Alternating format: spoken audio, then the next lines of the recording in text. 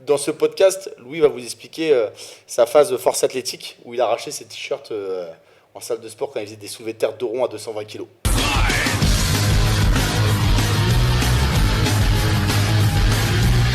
Et en plus, Louis pourra faire un insert écran de ça. Tout ça dans ce podcast.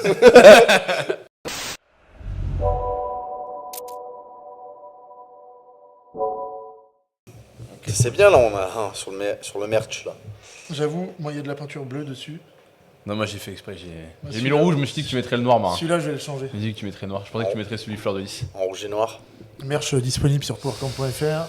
Lisse. Strong. Je sais pas si... Bonjour à tous, bienvenue dans ce nouvel épisode du Power Show. On est dans le 53e épisode. Le dernier épisode, on avait reçu Lucas Euzé et Florent Paillasson de Fit Process et de CrossFit Genas. C'était un super échange, j'ai bien kiffé ce podcast. Je crois que les gens ont kiffé. Ouais, je crois que les gens ont bien kiffé. C'est un des podcasts qui a fait le plus de vues. Dans les 10 derniers, c'est la vidéo qui a le mieux marché sur les 10 dernières. Franchement, ouais. Et même pour nous, c'était un super échange parce qu'au final, c'est rare qu'on soit en discussion avec des gens qui font à peu près le même métier que nous. Sur tous les plans, quoi. La salle, le coaching en ligne, etc. Il n'y a que le côté athlète de haut niveau où on repassera, nous. Mais sinon, ouais, c'était super intéressant. Si vous ne l'avez pas vu, n'hésitez pas. Niveau actu, je coupe la machine. Vas-y, coupe. Hop là. Niveau actu pour la salle, juste. Aerox. On peut parler de l'Aerox, ouais. Donc, après avoir été un peu. pas anti, mais. Bah non, mais on a toujours Non, mais en soi, on n'a pas été anti. Dans la vidéo, on a expliqué... pas de colonne vertébrale. Non, mais dans la vidéo, on a expliqué que pour nous, l'Aerox, c'était ni plus ni moins du condi marketé de CrossFit. Mais comme on est des marketeurs, on l'a pris. Ouais, on a pris l'affiliation. En fait, ça fait depuis quelques semaines que les cours de condi qu'on fait à la salle ressemblent à du Aerox. Et là, on s'est juste dit que... Oui, et puis après, c'est pour répondre à une demande, simplement. Hein. Et puis, il y en a un qui arrive à Bordeaux bientôt. On voit qu'il y a un engouement. Il y a plein d'adhérents qui vont le faire, le Aerox de Bordeaux. Donc, on s'est dit, faut leur préparer le truc. On va même genre choper un sled exprès. Notre stratégie, elle est très simple. On voit qu'il y a de l'engouement pour cette discipline. En soi, ça reste dans notre cercle de compétences, même si c'est pas notre spécialité, mais je pense qu'on a tout à fait capacité de donner des cours d'Aerox corrects. Et surtout, on se dit que ça peut être l'occasion pour des gens qui sont néophytes, qui ont peur de faire du crossfit parce qu'il y a de l'haltéro et de la gym, de passer la porte de chez nous, de démarrer par l'Aerox et peut-être après d'être sensibilisé à d'autres disciplines et en fait d'adhérer complètement au concept de Power Camp. Comme ça, on a un petit peu tout le panel. On a les WOD qui recoupent tout. On a le côté... anti-sport spécialiste avec le Aerox, où tu as surtout de l'endurance musculaire, de la haute intensité en intervalle et du cardio. Et après, on a le côté sport spécialiste, où on a, je sais pas combien, on a 15 cours par semaine de gym, force, haltéro, en cours spécialiste. Donc on a tout le panel et on touche des personnes des clients super larges. Ouais, on a aussi bien des personnes qui, genre quand tu as du passage comme des athlètes un peu de haut niveau, quand tu as Banks qui vient ou Rodon. Et puis à côté, on a des personnes qui viennent vraiment sur du loisir. Tu as de la personne qui a 45, 50 ans, les plus âgés. Ouais. Stéphane, il a quel âge? C'est mon exemple. T'arrêtes de parler de Stéphane, on parle de vieux. C'est Stéphane Manière. Ouais, je crois que c'est ça. Mais, et puis pareil, nous, on a beaucoup d'adhérents qui sont venus et qui ont démarré par le CrossFit et qui maintenant font que l'haltéro avec Louis, ou même qui font que de la muscu. Et vraiment, quand je dis que de la muscu, c'est-à-dire qu'ils vont faire du renfort, etc. Ils vont faire un peu de squat, mais ils vont plus faire d'haltéro, ils vont même plus faire de gym. Ça veut pas dire qu'ils font pas un haut de temps en temps, mais vraiment, c'est focus accessory. Et il y en a certains, pareil, qui font que mes cours de gym. Donc, comme quoi. Et à l'inverse, il y en a qui ont sauté sur l'occasion de se dire, je vais plus faire de gym et d'haltéro, je vais faire que les conditions. C'était un peu le retour que j'ai eu hier. C'est sur le premier cours qu'on a fait à Aerox hier soir. Il y a des personnes qui étaient un petit peu réticentes au final parce qu'ils voulaient en fait faire continuer le format type WOD. Et au final, le retour que j'ai eu fin de cours, c'était c'est cool. En final, c'est assez ludique. Et comme il n'y a pas la partie technique qui des fois peut un peu freiner en gym ou en haltéro, au final, ils sont un peu plus amusés, quoi. Donc sur le côté loisir, je pense que ça répond aussi à une demande. Ouais. Autre petite actu, il y a eu les WOD à Palooza qui ont eu lieu le week-end précédent. Et on a Claire, notre chère stagiaire, qui a fini 2e en inter avec sa team. Ouais. Team NutriPure. Anaïs et Océane. Donc on les félicite, on est hyper fiers, franchement. Ouais. On est en aucun cas responsable. Ouais. Pas du tout. On a une responsabilité sur les créneaux qu'on lui laisse pour s'entraîner, c'est tout. Voilà. Mais voilà, bravo à elle et bravo à toute son équipe, on est hyper fiers. Ouais. Voilà. Et puis on va pouvoir attaquer. Donc les sujets du jour, si on arrive à tous les aborder, vous nous connaissez. À chaque fois, le menu est très étoffé, mais on n'arrive pas toujours à aller au bout. C'est fait exprès. C'est pour vous laisser vous garder en haleine. On va parler un petit peu des leçons, pas d'entrepreneuriat cette fois-ci, mais des leçons entre guillemets de coaching et leçons sportives parce qu'on a retenu de 2023, que ce soit en tant que pratiquant ou en tant que coach d'ailleurs. Ça peut être les deux. On va aussi parler un peu de marketing. On va parler du hook, donc pas celui-là, mais les phrases d'accroche dans les réels et en fait, qu'est-ce qu'on arrive à pêcher avec ça, parce qu'on pêche des poissons très très intéressants quand on fait du hook. Marin, il nous parlera un peu de ça. On parlera aussi des championnats de France. Championnat d'Europe d'haltéro, pardon, excuse-moi. Championnat d'Europe d'haltéro qui ont lieu, Louis, à Sofia du 12 au 20 février, en Bulgarie. Voilà, donc ça arrive. Antipolis. Non, je suis pas sûr que les gens connaissent Sofia Antipolis en France. Hein. Moi, je connaissais pas avant je sais pas. L'école de commerce, ouais. Ouais, franchement, je sais pas une ville, c'est pas. Il y a Nice qui a d'ailleurs, ils disent Nice. Hein. Ouais. Pour que les gens. Et je crois qu'il y avait un quatrième sujet, je suis pas sûr. Non ? C'est quoi le quatrième ? Les compléments alimentaires. Les compléments alimentaires. Ouais, moi, je voulais poser des questions aux gars sur les compléments alimentaires. On verra. Sachant que sur les compléments, juste un petit point, Marin est sponsorisé par une marque, donc il va pas en parler. Moi, je suis sponsorisé par une marque depuis pas longtemps, une nouvelle marque où je suis content parce que c'est une marque française. NutriPure, dans le lien dans la bio, dans la description, vous pouvez passer dessus. Vous avez moins 10% sur votre première commande. Et en plus, ça me sponsorise. Donc NutriPure, pas la marque de Marin. Et potentiellement, justement, avec NutriPure, on essaye de voir pour faire des podcasts à la fois sur le côté business, parce que c'est une marque française qui a été créée par des personnes, dont Christophe Cario, que certains connaissent, et aussi sur le côté vraiment technique. Donc peut-être avoir quelqu'un qui est vraiment, je ne sais pas comment on appelle ça, mais ingénieur dans les compléments pour nous parler un petit peu des bienfaits des compléments. Non, sinon, on fera un podcast avec Florian d'Horizon, qui est le responsable et le créateur de la marque Iron Shark, donc qui s'occupe aussi de tout ce qui est crème de riz, qui est spécialisé là-dedans. Donc après, tout ce qui est protéines, etc. Passé par NutriPure. Il fait tout préparé en France, donc on l'aura aussi en podcast normalement. Donc avec le code DR Squad 10, le lien dans la description. Moi, je suis pas sponsorisé par les compléments alimentaires. Je ne mettrai pas le lien de Marin dans la description. Robin est sponsorisé par Auchan. Par Auchan Drive. La vie, la vraie. Bio, c'est bon. Bio, c'est bon. Allez, premier sujet, alors le sport. Est-ce que vous avez, par rapport à l'année que vous avez passée, en termes de coaching, je pense que Louis a fait beaucoup de déplacements en compétition. Il y a une grosse année par rapport aux performances de ses athlètes. Je ne sais pas si tu as des retours, pareil Marin, par rapport à tes coachings, tes séminaires. Donc je vous laisse ouvrir la voie. Moi, j'ai 4 bullet points à aborder, moi. Moi, j'en ai un premier. J'attaque, du coup. Vas-y. J'en ai un premier, c'est parce que c'est la mode mindset. C'est un peu la mentalité à l'entraînement. Les trucs que j'ai pu observer, on en avait déjà parlé un petit peu, mais cette année, c'est vraiment le truc que je trouve a été le plus marquant pour moi. C'est de voir à quel point le mindset négatif des personnes impactait leur performance. Et à quel point, dans les athlètes que j'ai à la salle, que j'ai pu avoir en séminaire et que j'ai amené en compétition, ceux qui stagnent ou régressent le plus sont les personnes qui ont un mindset le plus négatif. C'est-à-dire que dès qu'ils font une mauvaise série, enfin même pas une mauvaise rep ou une mauvaise série ou une mauvaise séance ou une mauvaise semaine, c'est la fin du monde. Ils se font péter les niveaux de cortisol, donc l'hormone du stress. Ils se mettent dans un cercle vicieux et ces personnes-là sont les personnes qui ont le plus de mal à passer au-delà des petites périodes de paliers, de plateaux de stagnation et à progresser. Je te coupe, mais j'ai l'impression que tu en avais déjà parlé de ce sujet-là, mais en fait, c'est juste que cette année, ça a encore plus plus vu l'impact que ça pouvait avoir. Et j'ai vu l'impact inverse, tu sais, comme quand on parle de l'effet LAICO quand tu as les barres, où c'est quand tu touches à une autre barre, souvent que tu te rends compte que LAICO c'est top, et pas forcément quand tu touches à LAICO. Quand t'as plus de... là, c'est pareil, je me suis rendu compte que les personnes qui prenaient le plus de recul par rapport à l'entraînement et qui avaient le moins de frustration sont les personnes qui s'en sortaient le mieux. Et qui se retrouvaient à avoir Est-ce que pour toi, tu as remarqué une incidence aussi sur l'effet de groupe ? Est-ce que justement les personnes qui sont négatives, ça irradie un petit peu de manière négative le reste du groupe ? Ça met une ambiance qui n'est pas top et ça ostracise un peu les personnes. Et en gros, les personnes vont mettre de côté cette personne-là qui tire la gueule ou alors qui gueule pendant ses séances, qui claque sa ceinture par terre, enfin tous les trucs qu'on peut avoir, le syndrome de l'enfant unique, comme dit Robin. Tu pourrais nous réexpliquer ça d'ailleurs. C'est juste qu'il y a beaucoup de relous à la salle. J'ai remarqué, point commun, ils sont enfants uniques, quoi, c'est tout. C'est pas un truc très compliqué. C'est enfant unique ou enfant gâté ? C'est enfant par alliance.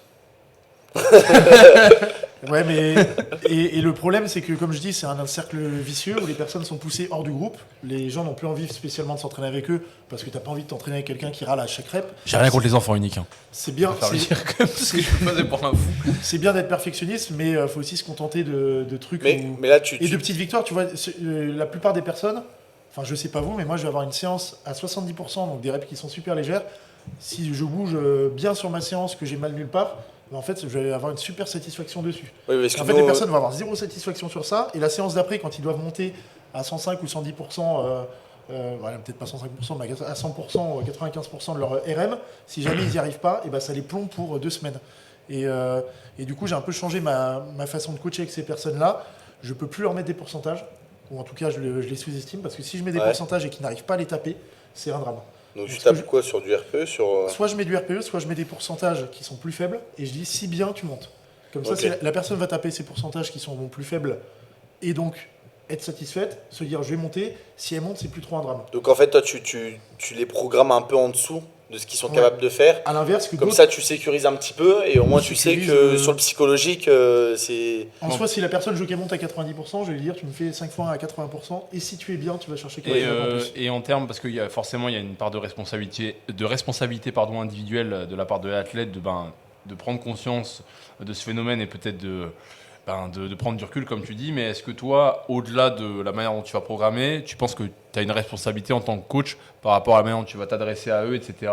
Ou pour toi, tu estimes, et moi je suis pas psy, entre guillemets, je suis pas censé refaire ton éducation, ou j'en sais rien, je sais pas comment tu peux voir la chose, mais... C'est fatigant. C'est fatigant. Est-ce que tu lui dis, tu casses les couilles C'est fatigant en tant que coach, mais c'est aussi, ça fait partie intégrante du travail de coach. Et même si pendant longtemps je me disais je suis pas préparateur mental, c'est pas à moi de faire ça. Mais au final, j'essaye au maximum, mais après quand la personne elle est trop négative, ça devient compliqué. Mais moi tu as répondu à une partie de ma question tout à l'heure quand je te demandais si ça pouvait irradier sur un groupe. Quand tu disais oui, la personne va se exclure, mais est-ce que ça peut nuire aussi aux performances des autres? Est-ce que en fait par exemple quelqu'un qui est négatif, ça va tirer un peu les performances du groupe vers le bas? Alors est-ce qu'il se fait exclure et que... Je sais pas si c'est utilisé comme excuse, mais ça arrivait plein de fois. Parce qu'à l'inverse... la salle me disent ma séance était un peu merdique parce qu'à côté c'était chiant que machin chouette il éclate sa ceinture. Parce qu'à l'inverse, quelqu'un qui est bon et qui performe, ça tire quand même les autres vers le haut. La dernière fois tu parlais, on avait pas sur un podcast d'émulation. Tu prends des exemples dans la salle, sur Lorraine ou Redon, les deux qui vont tirer au championnat d'Europe, vous les avez eu, je pense très rarement frustré ou gueulé sur des séances. Et Redon, quand il le faisait, c'était quand il faisait du crossfit et très peu quand il faisait de l'haltéro, donc dans un sport dans lequel il était un peu plus neuf. Oui, et puis je trouve que les phases où, pour parler de ces deux personnes-là, où ils ont performé le plus, ça a été les phases où ils ont été le plus cool par rapport à leur relation avec l'entraînement. C'est-à-dire moins dans dans la surréaction par rapport aux séances ou même par rapport aux événements. Lorraine, par exemple, elle a été blessée, etc. Je trouve que pour l'avoir vu beaucoup de fois ici faire sa réhab et revenir sur des barres beaucoup plus légères à cause de la blessure, elle a toujours géré le truc avec vachement de recul et vachement de positivité. Et au final, je pense que c'est comme ça que ça passe. Du psychologique, ça va être simplement la personne, en gros, elle va rater 115 à l'arraché. Et ben en fait, elle va la retenter 6 fois. Et à chaque rep, elle va gueuler, à chaque rep, Donc en plus, elle chope une gestuelle qui est pas bonne. Donc le cercle vicieux, il est là. Les séances d'après, non seulement elle s'est stressée, donc au niveau récup, ce sera merdique, au niveau hormonal. En plus, elle se sera fatiguée sur des reps. En plus, elle peut se faire mal. En plus, elle va choper une mauvaise gestuelle. Alors que, je vais prendre l'exemple de Redon. Redon, s'il fait une rep et qu'il sent, je ne peux pas taper les pourcentages que je devrais faire aujourd'hui, il va faire, j'enlève 30% sur la barre, au lieu de faire des arrachés à 140 en doublé, je vais mettre 100 kg, il va faire 2-3 reps et il va passer sur sa muscu. Et en fait, quand tu n'as pas la capacité de prendre du recul et de faire ça, ça fait qu'en fait les mauvaises séances s'accumulent de plus en plus parce que tu accumules de la fatigue, tu accumules de la frustration et en fait tu te dis je vais me buter et t'en as déjà vu qui font 18 fois leur barre, qui la ratent 18 fois. Et du coup, le lendemain, quand ils reviennent, au lieu d'avoir fait une séance où j'étais pas en forme, j'ai récupéré à fond, j'ai fait une séance super légère pour arriver demain en forme, ils reviennent le lendemain, et le lendemain, ils sont nuls, ils sont cramés. Oui, ils sont éclatés. Donc ils sont nuls, donc ils refont la même chose, à faire beaucoup trop de reps, beaucoup trop long. Et en fait, accumulés sur un mois, sur 6 semaines, sur 8 semaines, et en fait, ils sont crevés. Et ces personnes-là pensent très souvent en se disant, moi, en fait, j'ai plus de mal que les autres, il faut que je bosse plus dur, donc je vais faire plus de volume, plus d'intensité, des plus gros pourcentages. Sauf que ça marche pas au mérite comme ça. C'est l'entraînement, il faut qu'il soit intelligent. Il faut pas que ce soit que de la quantité. C'est comme les phases d'entraînement de force où tu as des mecs qui, par exemple, la séance, tu dois être, entre guillemets, sur, on va dire, je sais pas, un pourcentage à 85%. C'est programmé pour que ce soit relativement, on va dire, difficile, mais pas fond de cale. Le mec, s'il est crevé et qu'il arrive et qu'au final, le 85%, ça devient un RPE 10, voire allez, 11, c'est-à-dire que le mec, il donne sa vie, en fait, lui, il va se dire, j'ai fait quand même la séance puisque le taf, c'était 85%. Sauf que le problème, c'est qu'il a tapé beaucoup trop haut en termes d'intensité. Il était à 95% d'intensité. Voilà. Et en fait, les 2 séances qui vont suivre, où là, le mec, il est censé monter, en fait, il va pas comprendre, il sera cramé. Et il va se dire, pourtant, j'ai fait le taf les séances d'avant, je comprends pas ce qui se passe, etc. Donc, c'est sûr. Mais ça, c'est la mentalité no pain, no gain, où les personnes pensent qu'en fait, il faut à tout prix taper ce qui est écrit sur le programme, il faut à tout prix en faire plus, et de croire qu'en fait, si tu en fais plus que le voisin, tu vas plus progresser. Ou alors, je te dis, encore une fois, il y en a plein qui disent, moi, j'ai pas les qualités de mon voisin, donc je vais en faire plus. Sauf que le problème, justement, c'est souvent quand tu n'as pas les qualités pour le sport qu'il a l'haltéro par rapport à ton voisin, il faut peut-être en faire moins, justement, pour réussir à plus progresser. Et ces personnes-là, en fait, elles passent au-dessus de leur volume maximum récupérable sur la séance ou sur la semaine ou sur le mois. Et en fait, le cercle vicieux fait que la frustration, elle est énorme parce qu'ils se disent, j'en fais plus que les autres. Et après, tu peux te blesser en plus, j'en fais plus que les autres et je progresse moins qu'eux, voire je régresse. Et ma question, est-ce que aussi cette frustration, elle n'est pas liée aux motivations de la personne à l'entraînement? Je m'explique. Moi, je sais que j'ai pas, voire très peu de frustration à l'entraînement parce que moi, ce que j'aime, c'est la gym, c'est le mouvement, l'apprentissage du mouvement et c'est le fait de la pratiquer, tout simplement. Moi, c'est ça que j'aime, c'est le fait que ça fasse partie de mon quotidien. J'ai pas spécialement d'objectifs sur le court terme. Quand je dis court terme, c'est 6 mois, 1 an pour des compètes. Je me fixe un peu des objectifs sur des mouvements. Mais en tout cas, voilà, moi, ce que j'aime, c'est m'entraîner et je pense qu'il y a peut-être, chez ces personnes qui sont frustrées, il n'y a pas forcément un amour profond de l'haltéro. Il y a peut-être les bénéfices secondaires de l'haltéro, c'est intégrer un groupe, montrer que tu peux réussir quelque chose ou alors tout simplement briller par leur statut dans un groupe. Je sais pas si au final ces personnes-là, elles aiment vraiment l'haltéro pour le sport en lui-même ou si c'est pas un peu tous les bénéfices sociaux qu'il y a avec, tu vois. Moi je pense qu'il y a aussi de ça qui joue. Est-ce que toi tu vois ta pratique aussi comme un côté genre loisir plaisir? C'est-à-dire que toi, je sais que tu m'avais déjà dit, ouais, moi mes entraînements, c'est un truc que je kiffe. J'aime bien y aller, c'est genre mon plaisir, mon loisir, tu vois. Et en fait, je pense qu'il y a une différence quand tu as vraiment cette vision là du sport qui est, je trouve, quand même la plus saine à avoir, quand c'est sur une pratique, on va dire, loisir quotidienne. Et je pense que tu as des personnes qui sont pas dans la pratique loisir, c'est-à-dire ils voient pas l'exercice de l'haltérophilie ou par exemple de la force comme un moyen de s'amuser ou de se divertir ou de passer du bon temps ou de décompresser du taf ou quoi. C'est plus un moyen aussi, je pense, pour ces personnes-là de se prouver quelque chose. Et du coup, ils mettent la barre très très haute parce que tu as pas mal de gens qui n'ont pas forcément excellé dans le milieu professionnel ou autre, qui se plongent dans un sport et se disent la valeur que moi je me donne, et en plus quand je vois les autres progresser, c'est estimé par une échelle de réussite dans mon sport. Donc en fait quand ils réussissent ou qu'ils réussissent pas, c'est hyper violent pour eux, quoi. Je sais pas quoi faire parce que ces personnes-là, on a eu des discussions, on en a parlé à chaque fois. Et en fait, ils le savent. Je leur ai dit que c'est pas en faisant plus qu'ils vont progresser, que justement, ils en faisaient trop. C'est un truc, c'est simple. On fait de la formation en ligne avec The Power Institute pour des coachs qui veulent programmer en haltéro. Et je dis, le volume, il est hyper dépendant de la personne. C'est-à-dire qu'une personne A, une personne B, pour progresser, le volume dont ils vont avoir besoin sur un cycle n'est pas du tout le même. Mais moi, mon truc est simple, c'est à la fin d'un cycle de 4 semaines, soit tu as progressé, on garde le même volume, soit tu as régressé ou tu as stagné. Et dans ce cas-là, il y a 2 options. Tu as régressé, tu as stagné, et tu es fatigué, tu tires la gueule une séance sur 2, tu fais plus de mauvaises séances que de bonnes séances, t'as mal partout, et dans ce cas-là, il faut peut-être baisser le volume. Ou à l'inverse, t'es pas cramé du tout, toutes tes séances se passent hyper bien, mais tu progresses pas. Dans ce cas-là, c'est peut-être qu'il faut augmenter le volume.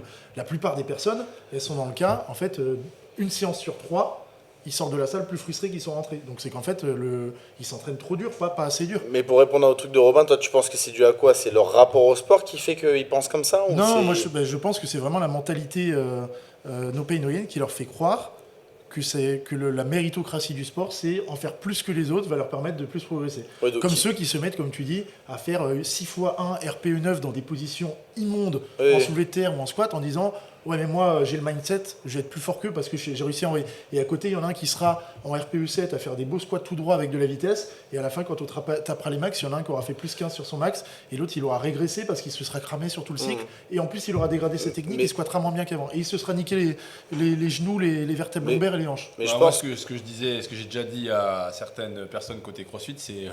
Je leur ai dit, s'entraîner 2 fois par jour, c'est un privilège. Pas tout le monde qui peut faire ça. Non, mais surtout que ça doit répondre à un besoin normalement de t'entraîner. Quand je dis privilège, je parle pas en termes d'allocation de ressources et de temps. Hein. C'est je parle vraiment capacité d'un point de vue physique, physiologique. C'est un privilège que certains ont. Et encore une fois, si tu veux t'entraîner plus, il faut que tu sois irréprochable niveau récupération. Donc si tu fais pas 20 minutes de mobilité tous les soirs, que tu dors pas entre 8 et 10 heures par nuit si tu t'entraînes 2 fois par jour, et que tu fais pas en sorte de ne pas avoir de stress dans ta vie, parce que niveau hormonal, en fait, le stress, c'est comme du dopage inversé. Si le dopage, ça marche si bien quand tu joues sur les hormones, ça peut marcher très très mal aussi quand ça te flingue. Mais en fait, tu n'as pas le droit de t'entraîner 2 fois par jour, ou tu n'as même pas le droit de t'entraîner 2 heures par jour si à côté, tu n'as pas la capacité de récupération de quelqu'un à fond. Si tu es un éternel stressé, il faut t'entraîner moins que les autres. Mais je pense quand même que la grande partie de ce type de comportement, ou en tout cas de frustration qui peut être générée par l'entraînement, c'est le rapport aussi au sport et à la performance. Je te dis, je retrouve beaucoup dans ces personnes-là le point commun un petit peu de comment dire. Ouais, mais après c'est pas en termes de niveau. J'en ai qui arrachent 35 qui sont comme ça, alors qu'à côté t'as des filles qui vont arracher 95. C'est pas par rapport au niveau. Pour moi, c'est par rapport à l'estimation de leur challenge. C'est-à-dire qu'en gros, la manière dont ils placent leur challenge et leur réussite dans le sport, dans leur vie en fait. C'est-à-dire qu'en gros, pour eux, il y en a vraiment. Et même tu le vois dans la muscu. Non, mais j'entends ce que tu veux dire, mais comment tu fais à partir du moment où tu lui expliquais? Parce que la personne, du coup, elle veut progresser, c'est ce qu'elle veut. Que tu lui expliques que y en a si jamais il y a une qui séance... sont dans le déni. Non, mais surtout qu'il y en a qui sont dans le déni parce qu'en fait, il y en a qui mettent énormément d'importance parce qu'ils pensent qu'ils vont arriver à un niveau, si tu veux, qui est illusoire pour les autres. Et en fait, lui, il est persuadé qu'il va être dans les meilleurs mondiaux, tu vois, un jour. Oui, non, mais et en fait, du coup, ils se mettent un monde. Tu vois, t'en as qui ont 18 mois d'haltéro ou de force et ils pensent avoir tout vu parce qu'ils ont eu des vidéos YouTube. Mais encore une fois, quand tu as une séance de 5x2 à 70% à l'arraché dans la semaine, ça sert à quelque chose. Par contre, si la personne sur la séance de 5x2 à 70% dans la semaine, elle est à 95% et elle fait 4 échecs, en fait, c'est pas qu'elle veut bien faire, c'est que... Enfin, peut-être, mais c'est qu'elle est bête. Non, mais par contre, ce que tu as dit, quand tu as dit les personnes qui ont 18 mois d'haltéro ou de force, ça m'avait pensé à quelqu'un qui m'avait dit qu'il avait progressé de 40 kilos sur son squat en un an. Il était passé de 120 à 160. Et du coup, il voulait faire 160. Et du coup, il m'avait dit, ouais, du coup, en fait, l'année prochaine, en un an, je vais faire encore 40 kilos. Et du coup, il m'avait dit, si je calcule bien, dans 5 ans, je suis à 300 kilos. Et je lui ai dit, gros, ça marche pas du tout comme ça. Il m'a dit, bah si. Mais pour revenir là-dessus, parce que peut-être qu'on tourne en rond, mais moi, c'est pas le problème de trop faire par rapport à ce qui est prescrit. Parce que tu peux faire n'importe quoi sur ta programmation et quand même être heureux à l'entraînement. Pour moi, c'est 2 choses complètement différentes. C'est ça que je dis, c'est que moi, je peux faire n'importe quoi à l'entraînement ou je peux bien suivre ma prog. Ce que j'aime, c'est m'entraîner. Et j'ai envie de dire, même moi, il y a des gens, ils me demandent des fois si cumuler telle programmation avec telle programmation, est-ce que c'est bien? Est-ce que s'entraîner 2 fois par jour, c'est bien? Je dis, peut-être qu'en termes d'efficience et de progression, c'est pas optimal. Mais si tu adores t'entraîner et que tu aimes te bourriner la gueule, eh ben vas-y, fais-toi plaisir. Si ça te rend heureux. Mais par contre, je suis d'accord que le progrès, c'est quand même moi, je me rends compte même dans le business. Pour moi, ce que j'ai compris, c'est un truc pour que je reste bien dans ma tête et heureux dans ma vie. Il faut que je ressente un progrès. Un petit progrès tout le temps dans tout ce que je fais. Oui, mais c'est pas forcément synonyme de faire ce qui te rend heureux. Parce que par exemple, tu vois, je prends l'exemple des bonbons pour les gosses. Oui, il sera content d'avoir son bonbon, mais les gosses, s'ils peuvent manger que des bonbons, ils vont être contents. On est d'accord. En gros, ce que dit Louis, c'est qu'en gros, il y a des personnes. Genre, eux, ils vont être bien de s'entraîner matin et après-midi, et ils vont se dire c'est super, etc. Mais en fait, ils vont faire que se flinguer, quoi. Donc, Oui, puis quand tu as un groupe de 10 personnes et que tout le monde fait une séance avec le sourire et que toi, tu es le seul à rater des barres dans ta séance, que tu en rates 5, que tu tires la gueule, je pense que tu n'es pas épanoui dans ta pratique, quoi. Ouais, je pose ces questions-là parce que non, mais est-ce que tu vois, j'ai du mal à comprendre. Non, alors j'étais cette année avec les affaires, avec l'entreprise, j'ai eu des moments un peu comme ça où je me suis frustré, donc maintenant j'ai un peu plus d'empathie pour des trucs comme ça, mais j'ai quand même du mal à être mal pour quelqu'un ou à me dire, mec, t'as juste raté un arraché. C'est-à-dire c'est un mouvement où il y a une barre, tu la mets au-dessus de ta tête, t'as essayé de le faire, ça n'a pas réussi, et du coup, t'es mal. Enfin, je sais pas. Non, mais c'est fou quand même, parce qu'avec on a des personnes qui viennent passer le Après, meilleur un moment de leur compétiteur, journée. c'est différent. Vraiment, je parle de quelqu'un qui fait du loisir. Non, mais les personnes qui pètent Ouais, le mais plus de compétiteur et câbles dans. compétiteur, tu vois, les- au les championnat interrégion en haltérophilie, t'es un compétiteur, Ouais, mais ouais. ça doit rester du sport loisir, faut pas que ça te pourrisse Ceux la qui vie. pètent le plus de câbles, c'est ceux qui ont le moins gros niveau, en tout cas dans ce que j'ai observé depuis qu'on est ici. Depuis qu'on a ouvert la salle, ceux qui ont le plus gros niveau, Ouais, ils pètent moins souvent des câbles. ils pètent moins souvent des câbles, alors que des gens qui ont un niveau plus loisir amateur, j'en ai vu péter des plombs, pleurer, se barrer, arrêter de parler aux gens dans la salle. C'est quand même fou que certaines personnes viennent passer le meilleur moment de leur journée ici, et il y en a d'autres, t'as l'impression qu'ils viennent passer Et leur puis, pire moment. ouais, et puis moi je leur dis en plus aux gens, je dis pourquoi tu viens t'entraîner à la base? C'est un truc cool, c'est un truc, t'es pas, c'est genre, il y a personne qui t'a obligé. Genre tu viens, tu chiales. Je comprends pas. Ou alors tu viens, tu te mets la tête dans le brouillard au bout de 5 minutes parce que à l'échauffement t'as mal quelque part et tu pars dans ta caisse, tu pleures. Bah en fait viens plus quoi, tu vois. Non, puis après, je pense qu'aussi, c'est. Alors, je dis pas qu'il y a. Je dis pas qu'il y a des sports où il n'y a pas de frustration, mais je pense que l'haltérophilie, la gym, vu des fois le degré de technicité, si t'aimes pas être frustré et rater un truc plein de fois, le fais pas quoi. Vraiment. Oui, oui. Pas courir quoi. Non, mais après. Non, mais c'est vrai. Non, mais Robin, Non, mais il y a plein de gens, Va faire 20 bornes. ils me disent la gym, j'aime pas parce que c'est frustrant. Et je suis entièrement d'accord. La gym, avant d'être hyper fun, ça démarre par beaucoup de ratés. Quand tu essaies de te verticaliser, de te mettre en handstand, au début tu rates.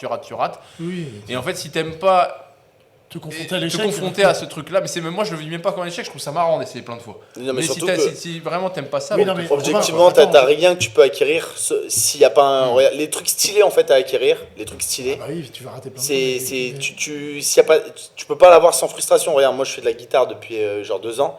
En vrai, c'est compliqué, c'est galère. Les gens qui font du piano, c'est galère. Tous les trucs en fait stylés un peu quand tu les as en gros débloqués un peu, tu vois. Ouais, mais est-ce que tu Pareil, fais du des séances langage, de guitare en étant mal?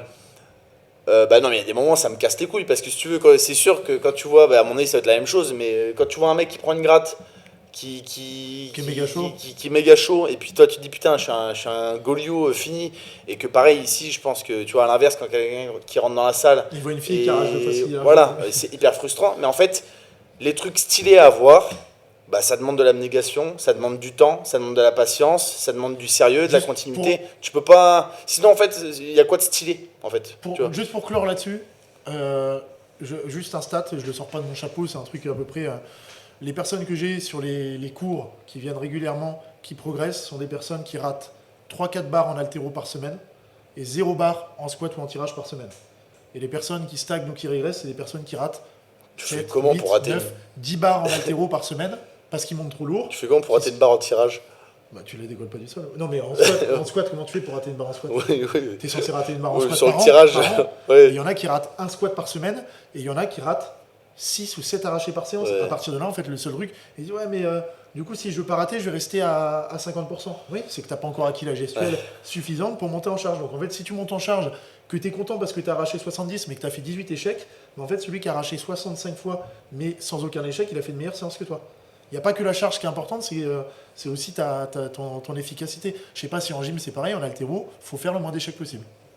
Moi, je sais pas. Il y a pas vraiment d'échec en gym à proprement parler, mais Oui, faut non, mais maintenir je sais un pas niveau de technique le plus Propre possible, abouti quoi. possible en permanence. Oui, non, mais tu préfères avoir quelqu'un qui fait 5 fois un muscle-up bien propre sur une séance, un mec qui est en phase d'apprentissage, ou quelqu'un qui essaye de faire 5 triplés et chacun de ses muscle-up il fait dégueulasse. Et à la fois il dit ah bah je t'ai niqué, moi j'ai fait 5 fois 3. Ça fait partie de mes points que je vais aborder après, donc je peux rebondir Bah, là-dessus. allez, on peut enclencher. On est parti pour un podcast sur que ce thème, je crois.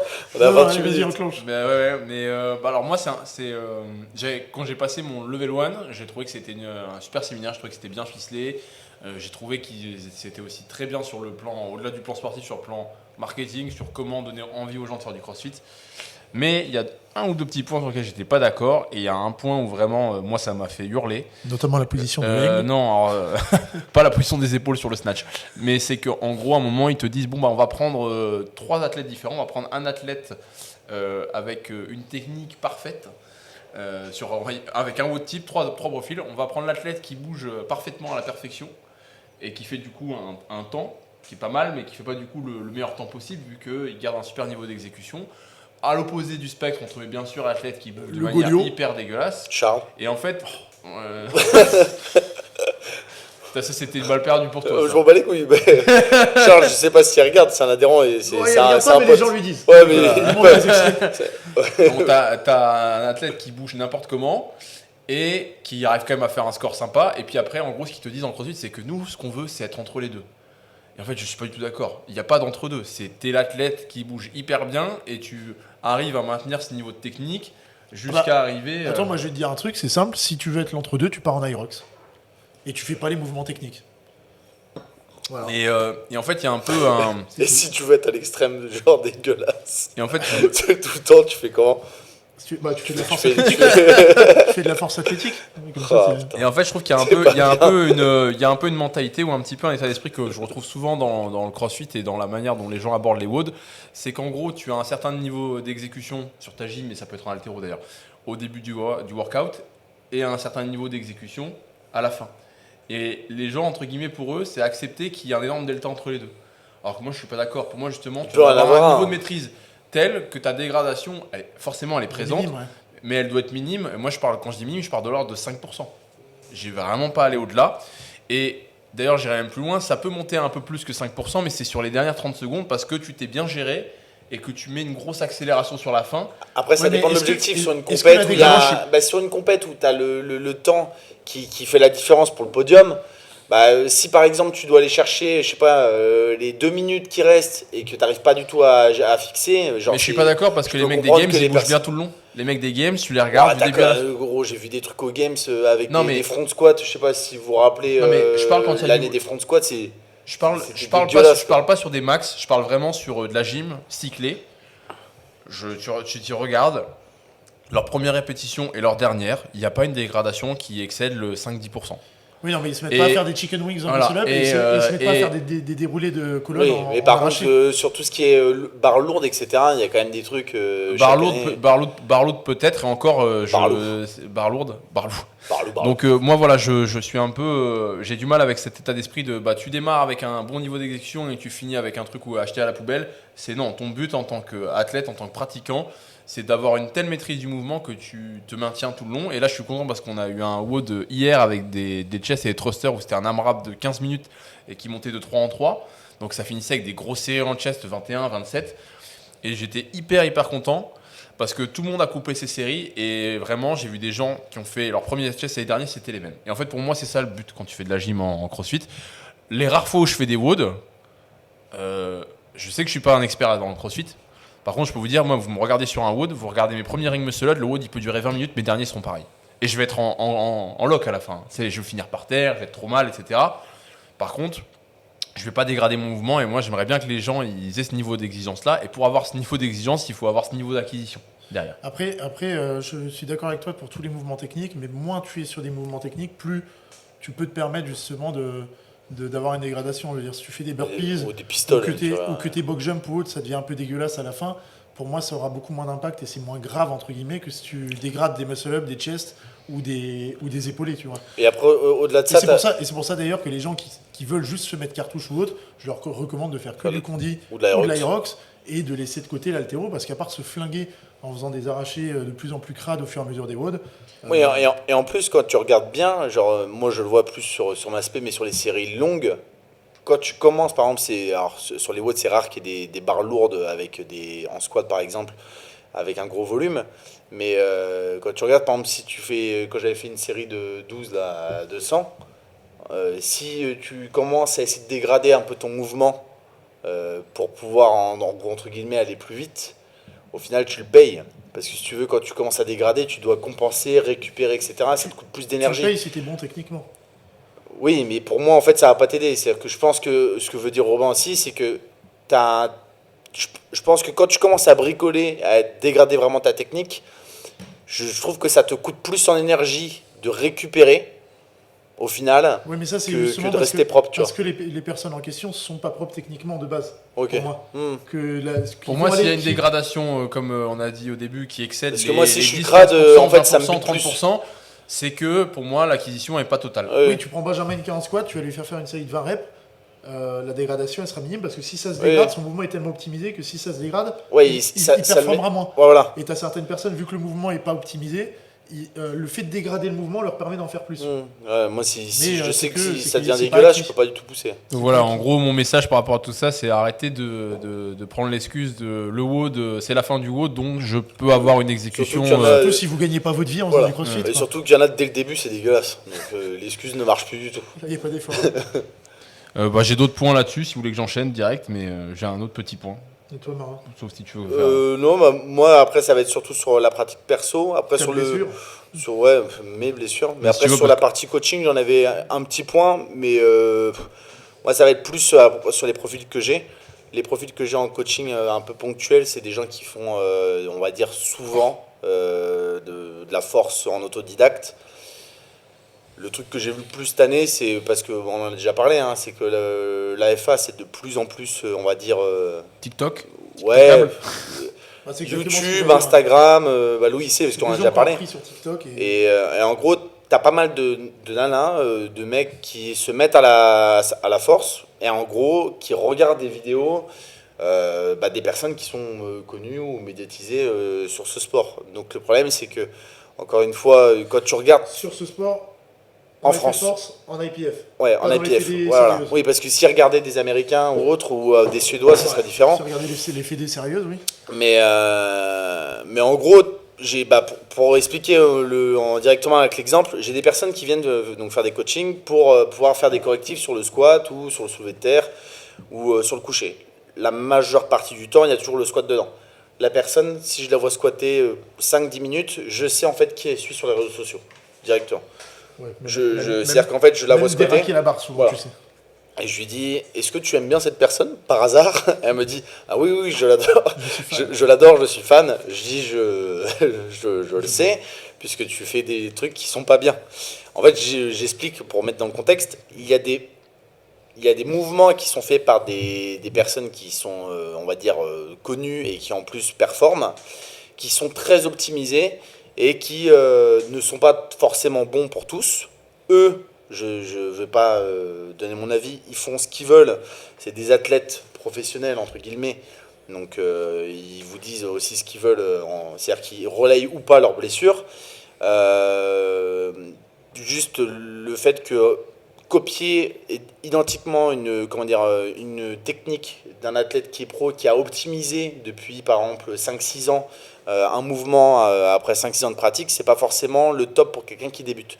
Donc les gens qui débutent en fait et qui font des squats pieds parallèles alors qu'ils sont ultra longilignes, qui ont la barre très très basse sur le dos, alors qu'il n'y a déjà aucun maintien lombaire, aucun maintien sur le haut du dos non plus, et qui squattent avec les genoux qui se touchent quasiment.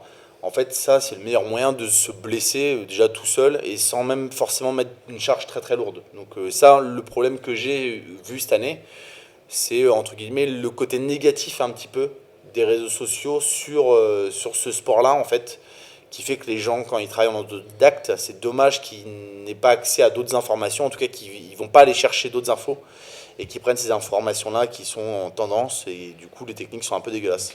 Après, c'est un peu la faute du sport aussi d'autoriser certains trucs qui. Désolé pour le monologue, c'était très long comme explication, je viens de me rendre compte. Non, mais je pense que le problème principal vient du sport et de certaines fédés qui autorisent des trucs qui sont complètement dénaturés du mouvement de base. Et comme tu dis, en fait, aujourd'hui, ceux qui ont un meilleur niveau dans ce sport-là, c'est ceux qui ont le moins de propension à se blesser. Et qui arrivent à tenir dans le temps avec des positions qui sont immenses. Sauf oui, que qui ont des morphos en plus avec lesquels ils arrivent entre guillemets à jouer et à faire durer entre guillemets l'optimisation à l'extrême, quoi. Non, oui, mais c'est comme si on faisait prendre de la coke à un mec avec 10 traces de coke et que le mec il vivait jusqu'à 80 ans et qu'on disait ouais, il y a des mecs qui prennent ça, on peut faire. Et en fait, il y a certaines personnes qui vont moins se péter que d'autres. Il y a des gens qui sont plus fragiles, il y en a qui sont beaucoup moins. Et la plupart des personnes qui ont zéro structure de base, qui font pas de renfort, ils font pas de renfort ces gens-là. Ils font du SBD, ils font pas de renfort. Ils font zéro muscu parce que leurs idoles n'en font pas.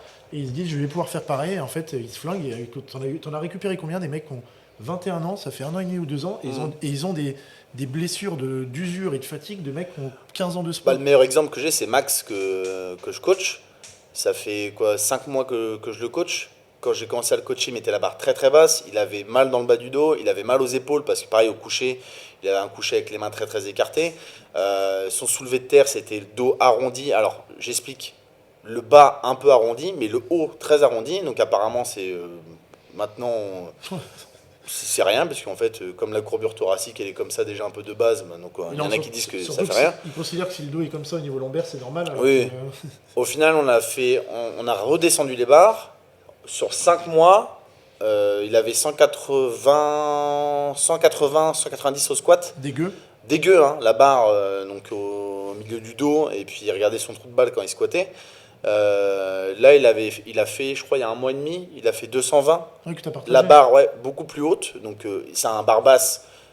Je ferai une vidéo sur YouTube là-dessus parce que je commence à en avoir un peu marre avec ses jambes, quoi. des gens qui disent middle bar. Le middle bar, ça n'existe pas. De barre basse, c'est juste. Sous les deltopostes. Ouais, voilà. Non, c'est au-dessus des deltopostes. Au-dessus du deltoposte et sous le trapèze sup. Ça, c'est un barre basse. Donc maintenant, il fait un barre basse comme ça. Squat en jambes, très très propre, avec le regard devant soi. Comme là, hier, j'ai fait une vidéo sur Insta où justement je parlais de Ed Cohen qui fait un squat avec, les termes anglophones, ils aiment bien les mecs qui font de la FA, donc avec un hip drive, donc c'est-à-dire une dynamique de hanche sur la montée, en regardant devant soi, donc ça montre bien que... Très peu de flexion de cheville et de Exactement. genou, tibia presque vertical que des hanches. Et maintenant, il squatte très propre, il a pris du poids parce qu'en plus maintenant il fait du renfort, donc il a réussi à se muscler, à s'étoffer un petit peu. Quand il fait du squat, il bosse ses quadris, donc ouais. il a dû prendre des quadris. Et puis il avait, ça c'est le meilleur exemple que je peux donner, il avait 110 en front squat au bout de sa vie. Pour 180 en squat. Ouais, 180-190 en back squat. Là, il a fait 170 facile en front squat. Donc en fait, ça commence à être un corps qui est relativement équilibré. Et un corps qui est équilibré, c'est un corps qui ne se blesse pas. Ou en tout cas, beaucoup moins. Donc, Après, c'est ce que je dis à chaque fois, je ne sais pas si vous êtes d'accord, il y a une différence entre être fort et soulever lourd. Ah oui, complètement. Oui. Si on joue sur les bras de levier ou autre, si je prends un bâton d'1 mètre de long et je soulève un poids de 5 kg au bout du bâton, je suis beaucoup plus fort qu'un mec qui a un bâton de 50 cm et qui fait pareil. Et les gens ne se rendent pas compte que certains mecs en force font des squats à 270 kg, mais en fait ces mecs-là sont pas spécialement forts. Tu les mets dans la position classique du squat, ils vont même pas faire 200. Et d'ailleurs, t'as des mecs en force qui vont s'approcher des 300 en squat nu, qui font pas 200 en On peut front prendre squat. l'exemple de Brutus là, qui a été passé plusieurs fois à la salle, avec qui on avait pas mal discuté et sympathisé.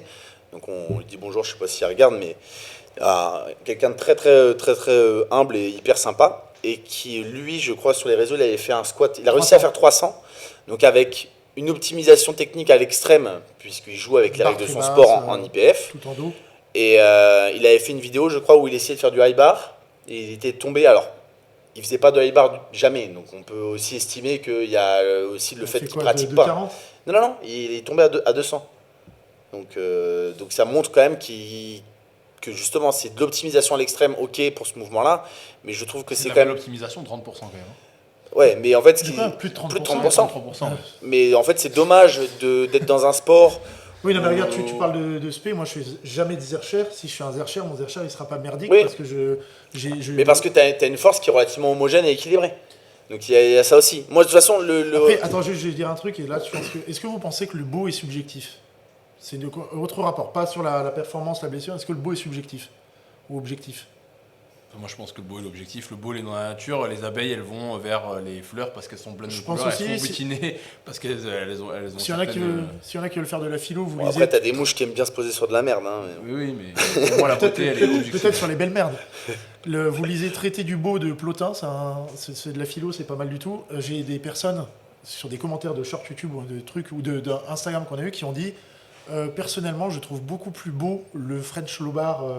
Extrême low bar. Le truc, le good morning, que le squat altéro. Est-ce que vous moi, pensez... le plug anal Place Vendôme, je trouve ça plus beau que la chapelle Sixtine, voilà. Ouais, bon, c'est voilà, bon. Il a répondu à ma question. Voilà. Et toi, tu préfères la merde que la fleur, elle est butinée. C'est ça? Ah non, mais je suis en train de réfléchir comment, en fait, le process que les gens se font dans leur tête pour pouvoir... je sais pas, vous préférez un squat de Julien Perriot ou de Ivan Markov où il se prosterne pas quand il squatte, il a la poitrine haute, il regarde droit devant, il a les omoplates qui restent rétractés, il a le cul au sol, les genoux qui avancent. La position anatomique d'un squat de quelqu'un qui va se poser, vous allez voir en Chine les gens qui sont posés au sol, ou alors vous préférez la position d'un chien en train de caguer. Non, mais en plus, j'ai peut-être pas les ressources philosophiques pour entre guillemets avoir un super argumentaire là-dessus. Oh, t'inquiète, hein, j'ai placé Mouche à merde. J'ai placé Mouche à merde juste avant, donc, si tu veux. Mais je pense aussi que les gens, quand on leur dit ça ça c'est d'un point de vue, je sais pas, artistique, esthétique ou peu importe, on commence à mettre une échelle de valeur, ils se sentent jugés eux-mêmes par rapport à leur goût. Moi, j'aime bien bouffer un McDo de temps en temps et je trouve ça bon. Par contre, je suis capable de reconnaître que Etchebest, ce qu'il fait, c'est plus abouti qu'un McDo. Et l'un n'empêche pas l'autre. Je pense que c'est ça aussi c'est comme moi j'aime bien écouter du métal vénère. Et Louis, il dit que c'est de la musique immonde. Non, mais genre... c'est pas de la musique. Mais... Voilà. Alors que je sais qu'au fond, il... Je sais pas, est-ce que tes trucs de mecs qui hurlent dans les micros, ça vaut Vivaldi? Bah non, mais ça vaut au moins les trucs que tu mets à la salle où les mecs font je fume un dragon, je roule un dragon, je brûle les teutés, Je considère pas, et je fume un dragon. que c'est de la musique, c'est pas dans le beau, c'est pas dans la référentielle du beau non plus, t'inquiète. Parce que l'autre il me place des Vivaldi, il nous écoute des trucs des fois gros. Ah mais t'as compris Vivaldi, je disais Vald. Mais non, pour revenir sur le sujet, en fait, oui, ce que je voulais dire, c'est que le sport en autodidacte, c'est bien de toute façon de se mettre au sport.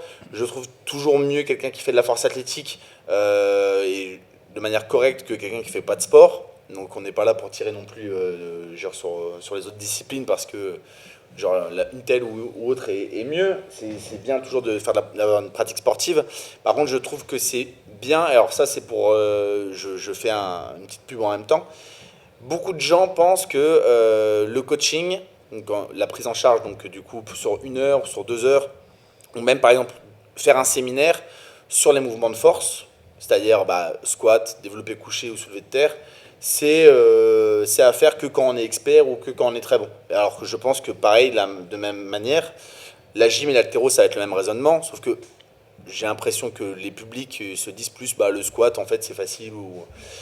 T'as des mecs qui ont 5 ans de squat qui savent pas squatter. Exactement. Et en fait, je pars du principe que quand on débute, et moi je le vois sur mon apprentissage par exemple actuel avec la guitare, c'est quand on débute qu'il faut essayer le plus d'être encadré. C'est-à-dire que quand on débute, si vous pouvez faire des séminaires de force sur les mouvements de base, de gym, d'haltérophilie, en fait, c'est là où en fait, il faut capitaliser à fond parce que quand vous apprenez en autodidacte, vous avez de grandes chances d'apprendre avec pas mal d'erreurs et ça va être beaucoup plus long de désapprendre et de réapprendre derrière que d'apprendre directement de la bonne façon en fait. Donc essayez de vous former un petit peu.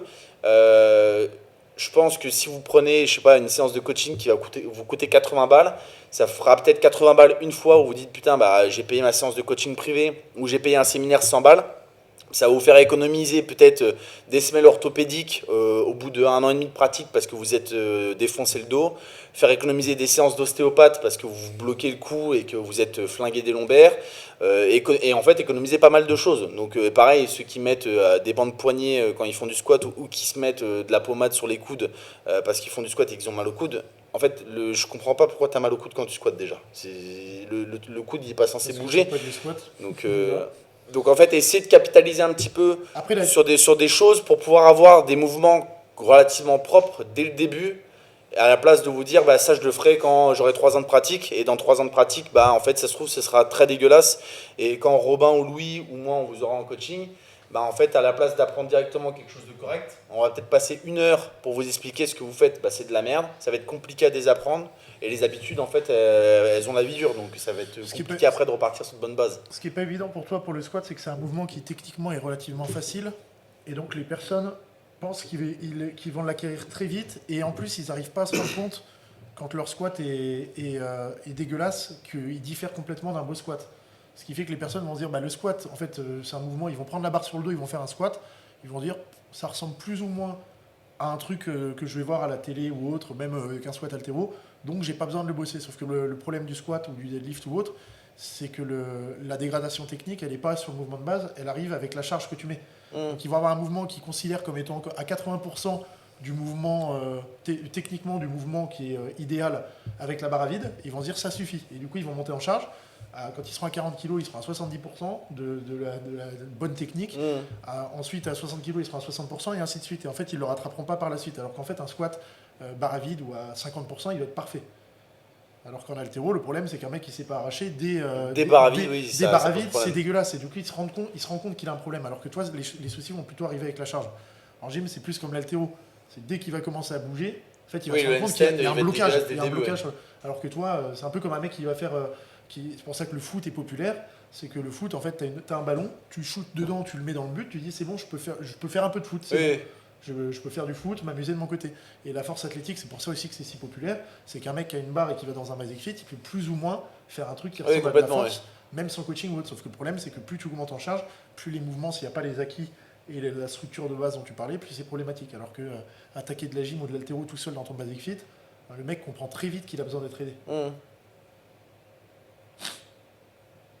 Voilà. Est-ce que je fais un dernier point? Est-ce qu'on passe sur autre chose? Est-ce que... Bah comme tu veux. Si, moi je suis bon là-dessus, mais si tu as d'autres points à voir, on peut y aller. Ouais, parce que moi j'ai juste râlé par rapport à un état d'esprit, mais j'ai pas donné vraiment je pense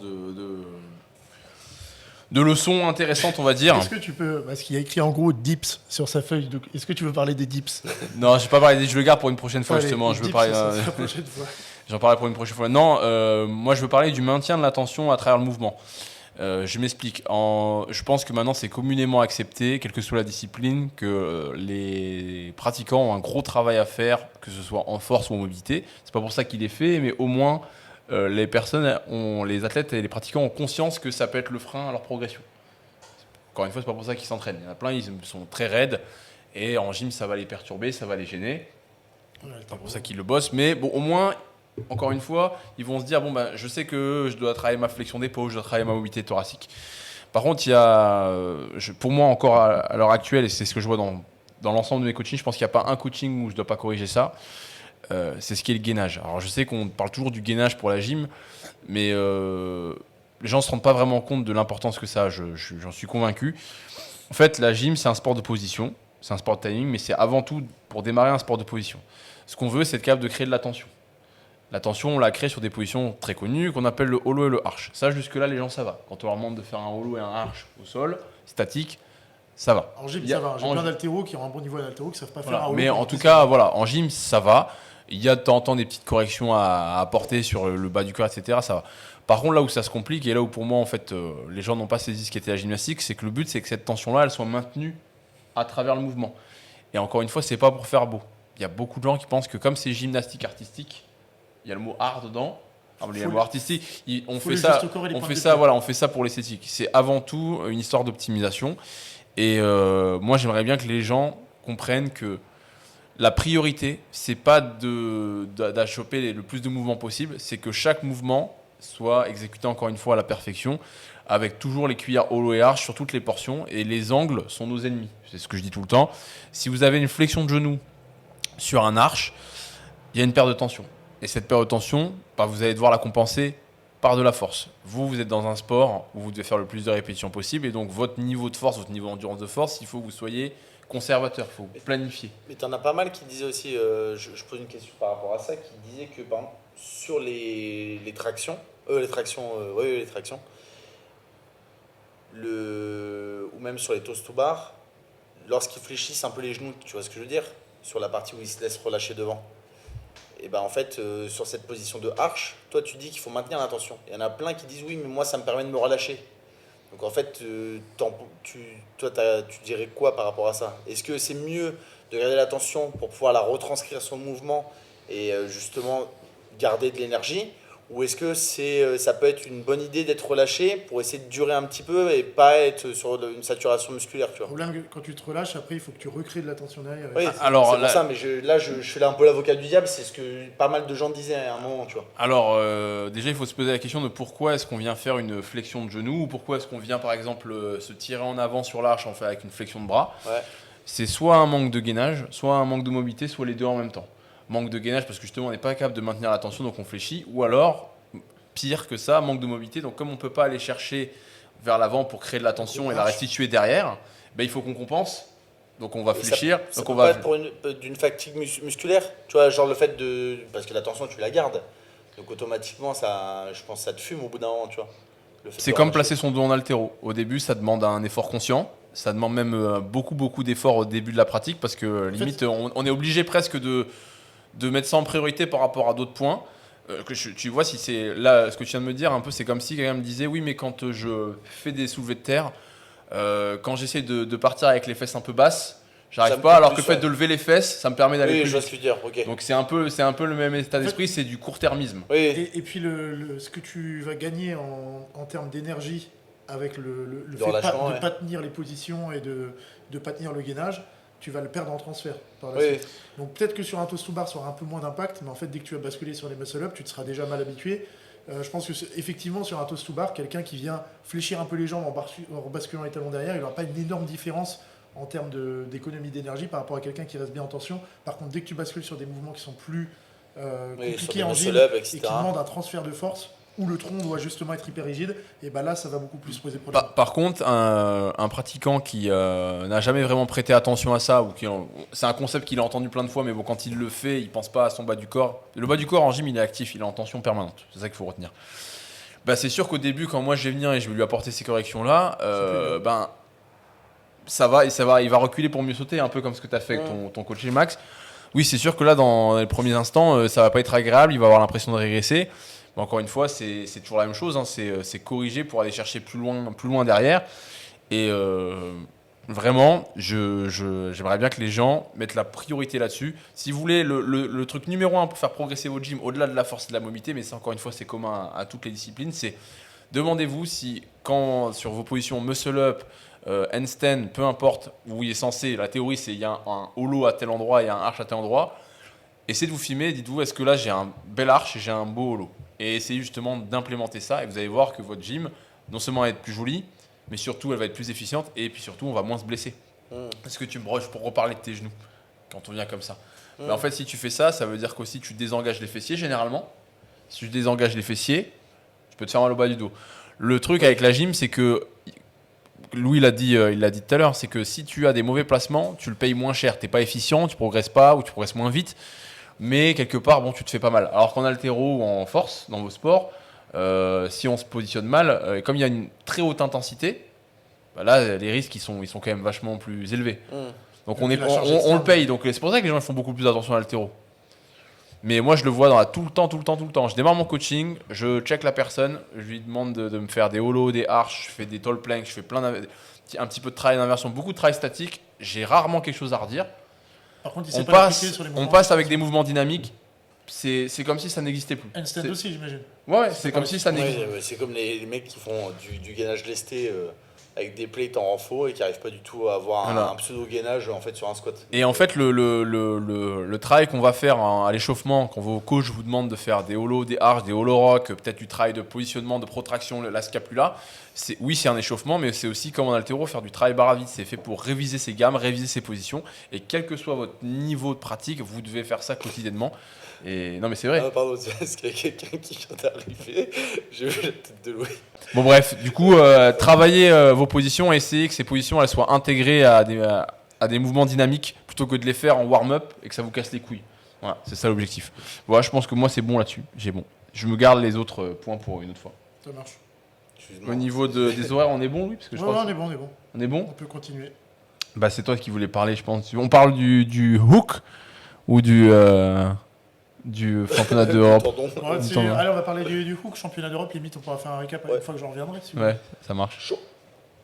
Après, on parle de pratiques sportives une autre fois. Si tu veux, j'introduis oui, c'est bon, moi j'ai. De hook.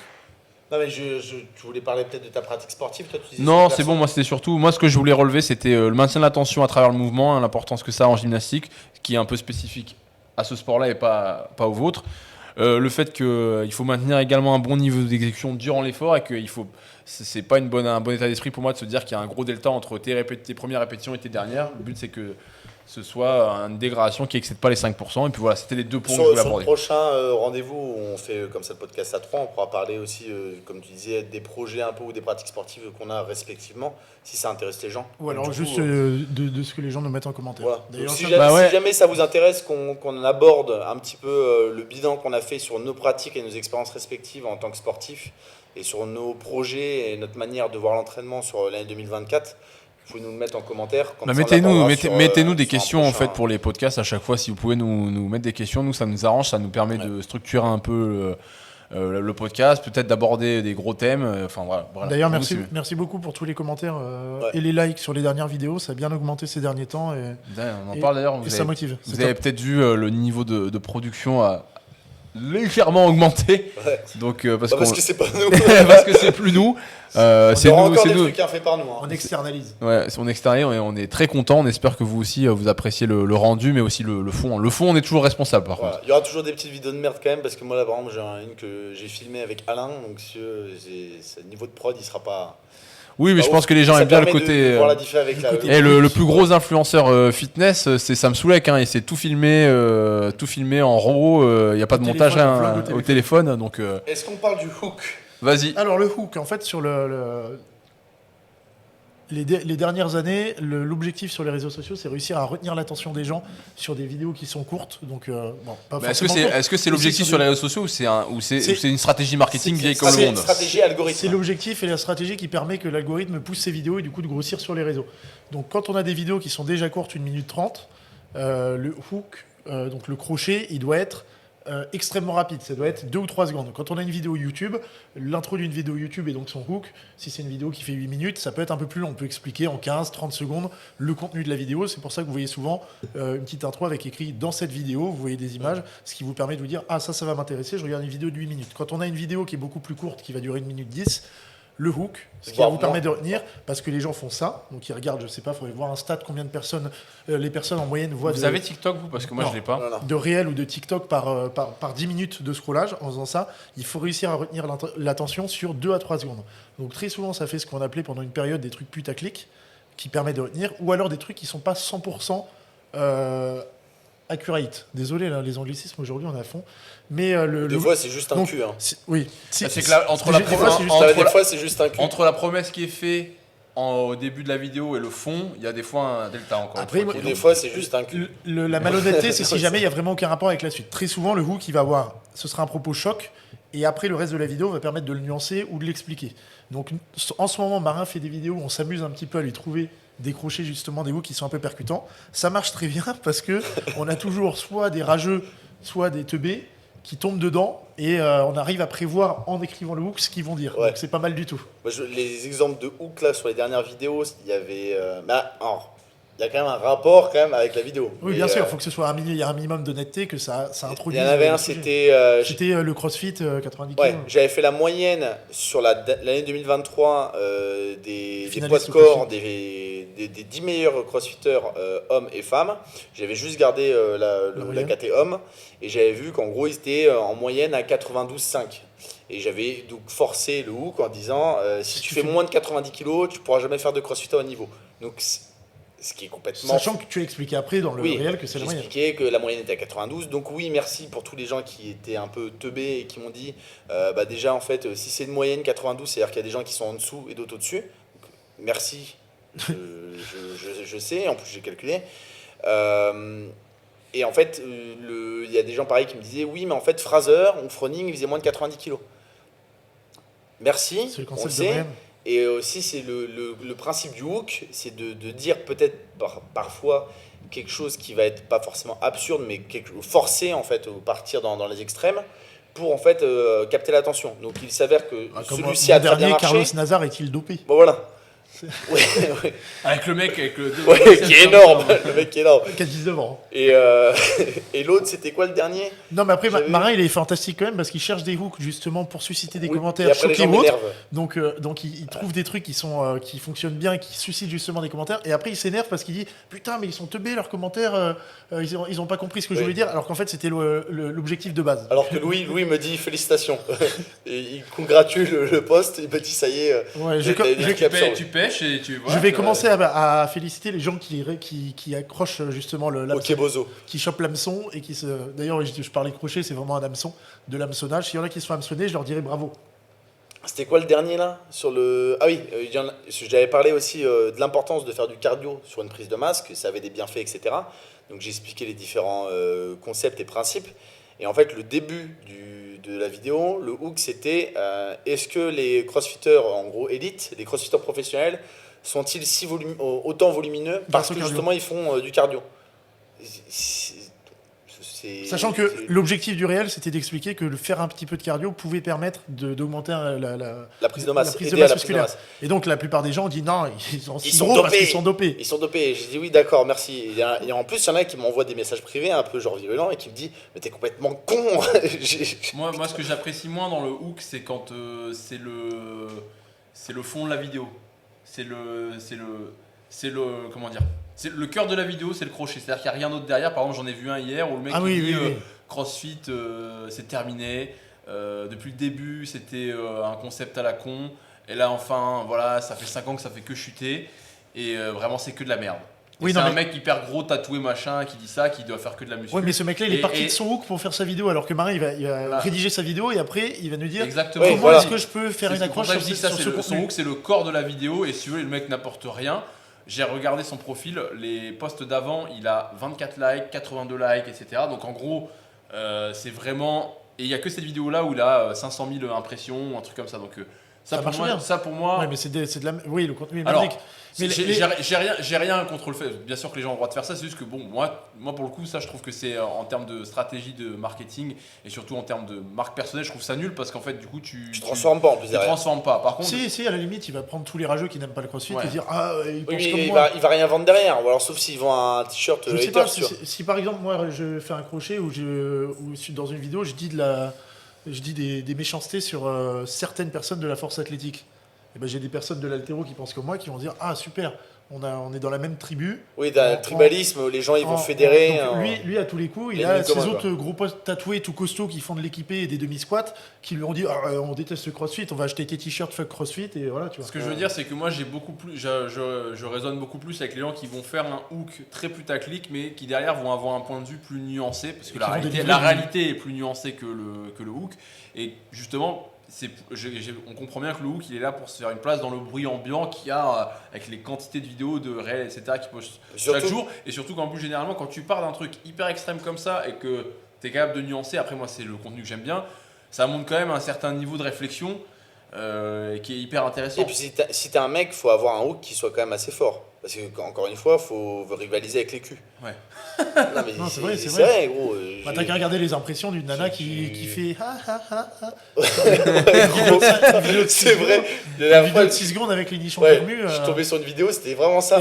Après, c'est dur aussi pour les filles parce que ça veut dire que les filles qui ne font pas ça, à cause de justement celles qui sont poussées juste par leur nichon et leur cul, elles se disent en fait, comment je fais moi pour percer si je fais une super vidéo qui réfléchit sur le coaching et qu'à côté, t'es une nana qui fait une vidéo sur 2 exos de cul et en fait elle monte son cul et c'est des exos de merde, mais elle aura beaucoup plus d'impression et de gens qui vont dire magnifique ou qui vont mettre des emojis pêche dans les commentaires. Qui est l'Instagrammeuse? Il y a une Instagrammeuse qui a son micro tout le temps à la main et elle commence toujours ses vidéos. Elle est toujours de cul, on la voit jamais. Toujours de cul. Oui, pas de dos, de cul. Elle est de cul. Et tu la vois en fait, elle parle de dos et en fait elle dit des trucs objectivement qui sont intéressants après. Mais en fait, son hook, c'est son hook. Quoi. Oui, mais en l'occurrence, elle, tu vois, elle va expliquer des choses. Mais alors là, pour le coup, tu vois, justement, pour moi, ça rentre à la limite dans le truc que je viens de dire avant. On part d'un truc vraiment classique, un peu grossier, pour arriver sur un truc nuancé. Alors après, j'ai pas regardé ce qu'elle fait la meuf. Non, tu me dis que c'est intéressant, Marin. Non. Tu vois, elle fait des entraînements qui sont moins débiles que d'autres, qui vont te faire 8 fois le même exercice d'abduction de hanche avec un élastique, après avec un dumbbell, après avec une poulie, et il n'y a aucun contenu de qualité qui est délivré, si ce n'est un cul à l'écran. Après, en l'occurrence, je suis d'accord avec Robin, si tu as le cul pour accrocher, mais que derrière le contenu est bon, encore une fois, les gens, quand tu mets un hook, tu veux pas les arnaquer sur un truc. C'est la même chose pour moi que. Et juste pour les retenir dessus, tu fais la même chose. Parce que c'est la même chose pour moi que tout ce qui va être vente et commercial. Moi, ça, c'est quand j'ai lu ça, ça m'a un petit peu débloqué par rapport à la vente, parce que c'était quelque chose avec lequel j'avais beaucoup de mal. Il dit. Si tu es convaincu que ton service ou ton produit va aider la personne, par exemple, on va parler d'une salle de sport, si tu es convaincu que tu vas changer sa vie, quand elle va prendre l'abonnement, ce ne sera plus la même personne dans 1 an et demi et tu vas vraiment lui apporter beaucoup de bénéfices. Nos problèmes va être hyper agressif en vente et à utiliser plein de stratégies pour lui refiler ton abo en fait. Parce que encore une fois, la fin c'est bien. Pour moi, le hook, ça fonctionne un peu comme ça. Si derrière les intentions entre guillemets sont bonnes et que le produit ou le service proposé est bon, tu peux faire un truc hyper accrocheur, ça m'emmerde. Après, le problème, c'est aussi. C'est mon jugement, hein, je suis pas. Moi, je suis d'accord avec toi. Après, le problème, c'est aussi les consommateurs, entre guillemets. Quand je dis consommateurs, c'est consommateurs de médias. C'est que le problème, c'est quand Louis disait oui, t'as des nanas qui font rien pendant 6 secondes, c'est juste parce qu'elles ont une grosse paire, etc. et qu'elles gesticulent. Et qu'en fait, il y a un gros taux d'impression. Typiquement, pourquoi Le problème, c'est pas. Oui, mais c'est parce que le problème, c'est que les gens ils restent dessus. Oui, C'est-à-dire que typiquement, c'est en fait, tu scrolles. Moi, j'ai que des trucs j'ai des flingues, des bagnoles américaines et des guitares. Et puis de temps en temps, je suis concentré sur mon truc, tu vois. Et là, j'ai un cul. Et en fait, il y a des moments si tu restes 8 secondes tu dessus, peux bugger, tu restes 8 secondes dessus, et après l'algorithme il fait t'aimes les culs, et après t'en mets plein, tu vois. Et là en fait ton truc ça Mais tu sais, t'as une option, t'as une option, tu peux mettre tu peux mettre ne plus me proposer des codes. Non, tu mets ça ne m'intéresse pas. Ouais. Ça ne m'intéresse pas. Comment tu dis toi? Ça ne m'intéresse pas. Moi, tu peux. C'est, Ok. voilà, je sais pas si tu auras la force de le faire. Si, sans problème. Sans aucun problème. Sans aucun problème. Si. Non, mais regarde, là, tu parles- Par contre, les sourcils de Marais, Par contre, non, sans problème, par contre, je doute énormément que Louis l'ait fait.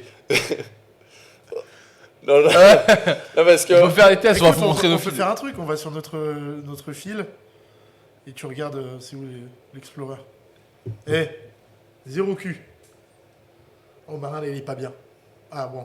Non, c'est Julien Perrier. moi j'ai pas de cul. Arrête. J'ai pas de cul. Il y a que des meufs. C'est pas. Oui, mais c'est des nanas qui font du body. Non. Mais c'est pas de cul du tout. J'ai un chien aussi. Non, bah regarde, Robin et moi par rapport. Moi j'en ai un, moi aussi un peu. Non, attends, moi j'en ai pas. Bah moi j'en ai zéro. Regarde. Mais non, mais gros, plus de la moitié. Regarde. Non, Je sais mais pas là, si les tu gens y verras verront. Non, Robin, parce que lui c'est un menteur. Remonte. Il y a que des meufs. Attendez. Alors, Claire, on va pas dire meuf, Il y a Claire. meuf, chien, meuf. T'as un chien, sinon il y a que des meufs. Sur les 9 premières. Il y a 2 chiens. Non, il y a sur un les chien 9 et une premières meuf. photos, Marin, on voit Ah, mais 8. gros, arrête. 8 meufs. Ouais, mais. Non, mais gros, je Oh, sais la pas. mauvaise carrément. Moi, il y a Aragorn, la chatte à la 4Z, Romain Felono et Sam Gamji. Voilà, mon algorithme. Voilà, toi t'es encore en 4ème, Louis. Je vais cocher. Moi, j'ai le Seigneur des Anneaux et de la Je vais Trinité. cocher, Et un peu de je vais CrossFit. Ouais, bah après, c'est des trucs de body. Ouais, enfin. Bah, ça, c'est une body. Ouais, merde, dire Ouais, allez, c'est bon, on a compris. je vais Marin. cocher. Voilà, Je vais cocher, ça ne c'est m'intéresse body, pas. ça Je coche, ça ne m'intéresse pas. Voilà. Par contre, pour les hooks, je trouve que quand c'est utilisé de manière trop abusive, même si derrière le contenu est bien, moi ça a déjà pu me faire me désabonner. Faut Ou pas que ce soit trop grossier. Mais je suis d'accord avec toi, c'est comme les vidéos YouTube. Tout simplement, si vous mettez un commentaire sur YouTube, la personne qui a écrit la vidéo, le meilleur truc qu'il puisse faire, c'est vous poser une question. Par exemple, vous dites « Ah, super, cette vidéo, elle m'a aidé à l'arracher. » Et lui répondre « Ah, très bien, c'est quel point de la vidéo qui t'a permis d'aider ?» Donc, engager une discussion comme ça. Sauf qu'après, il y a les réponses de bots aussi. Où, comme tu dis, où c'est trop grossier, où là, ça devient dégueulasse. Où tu réponds à tout le monde « Merci, qu'en as-tu pensé ?» ou des conneries de bots. Je sais, moi c'est là où ça devient- je prends un exemple qui est dans un autre milieu, mais moi, à l'époque où je m'intéressais un peu plus à la crypto, sur YouTube, t'as les mecs insupportables. C'était les Cet altcoin va faire x100. Le Bitcoin va-t-il cracher cette semaine? Et c'est que des miniatures comme ça et des hooks comme ça. Du coup, tu cliques et après, en effet, le point de vue est un peu plus nuancé. Mais Non, c'est pas qu'il est lancé, c'est qu'il a rien à voir avec. mais en fait, ou alors ça, non, pardon, tu as raison. En Voilà, fait, c'est ça que je veux dire. il pourrait alterner ses hooks de vidéo en vidéo, ça changerait Voilà, rien. mais voilà. Par contre, le fond n'a rien à voir avec ça. Et par contre, les premiers à avoir été super bons en hook, alors je sais pas si c'est les premiers, mais en tout cas, moi, je pense qu'ils font partie des premiers, c'est les frères Paul. Les frères Paul, ça fait partie des plus grands vlogueurs de YouTube, des premiers. Et eux, ils faisaient des vlogs de 20 minutes. Oui, mais le Et mec, il y avait dans cette vidéo, ouais, et tu voyais ouais, voilà. 5-6 Et images. il va par exemple mettre une tarte à une meuf avec sa main pleine de mousse à je sais pas quoi et dit je lui ai claqué le cul en haut d'un avion ou un truc comme ça. Et en fait c'est 5 secondes dans la vidéo et du coup tu regardais tout le vlog comme un connard. Le vlog Oui, était pour essayer de merdique, trouver le vlog passage, était ouais, merdique, voilà. et il y avait ce Et petit eux, ils étaient passage. Le pire, c'est Tu restes que sur ta quand fin, t'as t'es le déçu, hook mais- du début dans cette vidéo et que t'attends pour voir quand c'est dans la 15 vidéo minutes. et que ça y est pas. Ah oui, T'avais non, aussi- oui, t'avais non, aussi mais ce dans- truc-là. Dans ce cas-là, c'est de la pub mensongère. Voilà. Bah, moi j'ai décidé par exemple par rapport aux vidéos YouTube, j'en ai parlé à Louis, je vais essayer quand je fais mes miniatures de faire quand même quelque chose qui donne envie aux gens de cliquer parce que mon but c'est quand même, je paye un vidéaste pour la production, c'est pas pour que personne regarde ma vidéo. Mais je veux pas. En fait, j'ai envie que les gens, quand ils cliquent dessus, mais ils aient en face ce que je leur ai promis. C'est que la promesse et ce que je délivre, ce soit kiff-kiff. Et je préfère faire peut-être un peu moins de vues, mais que chaque personne qui clique sur la vidéo soit pas déçue en disant oh, le mec il m'a vendu le meilleur exercice pour faire le handstand hold. Et en fait, bah, c'est un exo hyper bizarre, hyper chelou que j'ai jamais vu. Et en fait, je vais jamais le faire. Et là, c'est un truc hyper compliqué. Je préfère vendre un tuto hyper poussé. Je sais pas, je vais sortir tout à l'heure. sur les sites tout ben presque dire apprends cet exercice qui est fait aux games pour venir faire les games, je sais pas quoi. Encore une fois, le nerf de la guerre dans la création de contenu, c'est like, commentaire et temps de rétention, surtout sur Instagram. Donc il faut essayer de le booster quand même. J'ai fait les manips, hein. J'ai écrit sur pas mal de trucs là, ce sujet me met mal à l'aise. Très bien. Maintenant, t'as plus que des mecs et des abdos et des mecs maintenant, ça va là? Il est validé ou pas? Il y a des trucs de vélo. Guitare, des mecs qui meurent. Là, lui, ça va ou pas? Oui, ça va. Maintenant, il a des mecs huilés. Il a troqué les meufs pour les mecs. En string huilés sur un podium. Ah, bénéf, mon Instagram. Ah, c'est qui ça? Bah, on est bon, moi je sais pas. Moi, j'ai pas d'autres sur le hook, à moins que vous vouliez. Non, sur le non, hook, moi c'est bon. On se fait un dernier sujet? Bah, je sais pas si tu veux, ouais. On a un peu de temps. Ouais, attends, je vais juste... Bah, je peux vous parler des compléments alimentaires. On a Palini qui passe dans 15 minutes, c'est pour ça qu'on devrait écourter le podcast. Moi, je voulais vous poser la question parce que c'est moi qui ai à la base poussé ce sujet. Moi, je prends pas du tout de compléments alimentaires. Je commence à en reprendre un petit peu. Et encore, je prends du zinc magnésium, hein, donc on reste quand même sur quelque chose de très basique. Et j'ai envie de justement m'y remettre un petit peu. Pourquoi? Parce que je suis content. Je pense que j'ai, au cours de mes 15 ans de pratique de sport et d'apprentissage un peu de la récupération, la nutrition, je pense que je maîtrise les basiques. Je dis pas que je les maîtrise à la perfection. Je dis pas que si je prenais un nutritionniste par exemple, ce serait pas un peu mieux. Mais je connais bien mon corps. J'arrive à progresser, à performer dans le temps, alors que je progresse en âge. Et voilà, j'ai l'impression que sommeil, nutrition, c'est basique que j'ai. Et en fait, les compléments alimentaires, pour moi, maintenant, ça vient s'inscrire dans l'optimisation. Avant, j'étais un peu con parce que je me disais, non, t'as besoin que de la bouffe, t'as besoin que de ceci, que de cela. La réalité, c'est que si on est vraiment dans l'optimisation, les compléments alimentaires, ça peut jouer un rôle, je suis sûr, très utile. Vous, c'est pas le cas, vous prenez des compléments alimentaires depuis toujours, depuis que je vous connais, quasiment. Ça dépend des périodes. Ça dépend des périodes. Mais voilà, donc je voulais savoir un petit peu. On fera un podcast, je pense, un peu plus complet là-dessus, mais je voulais savoir un peu ce que vous prenez. Avec Iron Shark. Ce que vous prenez avant l'entraînement, pendant l'entraînement et après. En gros, faire un peu pré-workout, post-workout et intra-workout. Pas tout ce qui reste, parce que moi, c'est justement les moments où j'en prends pas beaucoup. Le gros des compléments que je prends, c'est. On parle pas de la phase de consommation de Mutant-masse de compléments alimentaires où on prenait du Mutant-masse juste après avoir déjeuné. Ça, c'est un truc par exemple, on prenait plus de gainer, parce que ma diète est mieux réglée qu'avant. Là, je suis sur une diète depuis le mois de septembre. On va pas parler de whey parce que pareil, on va pas parler. Moi, je veux pas qu'on parle des protéines parce que protéines, je me doute que vous en prenez ça pour ça dépanne. Alors, même pour donner un avis aussi sur les hard gainers. Moi, si les gens ils sont pas du tout au courant de ce que c'est, les hard gainers, c'est des dépôts avec un mélange de protéines qui en général n'est pas forcément... des protéines de merde et des glucides de merde. Exactement. Et selon les hard gainers, il peut y avoir certaines marques où en fait les sources de glucides sont un peu plus sympas. Par exemple, je pense à la marque Mammouth Mass, là, où c'est patate douce dedans. Mais je conseille aux gens, alors, si l'objectif c'est de faire une prise de masse, on va dire propre, et de ne pas se flinguer son taux de sucre, c'est de faire en gros son gainer soi-même. Donc en gros, un peu comme moi je fais, ou comme toi tu faisais à une époque, je sais pas si tu le fais toujours. C'est moi je sais que juste après l'entraînement, je prends de la crème de riz, donc qui est différente de la farine de riz, hein, puisque c'est pré-cuit. Donc c'est beaucoup plus assimilable et beaucoup plus digeste, ça évite d'avoir le bide éclaté toute la journée. Je prends ça après l'entraînement. Là j'ai le chiffre en tête, mais c'est 78 grammes de glucides pour 100 grammes, pour ta portion, donc pour la portion. Ça s'assimile super vite. C'est une source de protéines donc, qui vient du riz. Donc, tu le bois en shaker ou tu le fais en... Moi je le fais en porridge. Et je prends de la whey à côté. Donc, isolate ou whey classique? Moi je prends de l'isolate. Tout le temps isolate parce qu'en plus les sources de protéines sur l'isolate, elles sont en général de meilleure qualité. Puisque c'est beaucoup plus dur de faire de l'isolate avec de la protéine de merde. Donc les sources de protéines sont plus propres. Donc, juste pour parler de post-workout, moi c'est ce que je fais après. Pré-workout, ça m'arrive de prendre du pré-workout, mais la plupart du temps, mon pré-workout, c'est... la machine à café. C'est la caféine. Un double espresso ou 2 doubles espresso à la Fraser. Intra-workout, l'hiver, je prends pas grand-chose. Je prends du sel. On va peut-être préciser, intra-workout, c'est pendant l'entraînement. Pendant l'entraînement, je prends du sel. Donc, de la fleur de sel que je me fous sous la langue et que je bouffe. Juste pour avoir je fais tout le temps à chaque entraînement. L'été, ça peut m'arriver de prendre des trucs style Gatorade ou autre, où tu as des électrolytes ou autre pour essayer d'hydrater.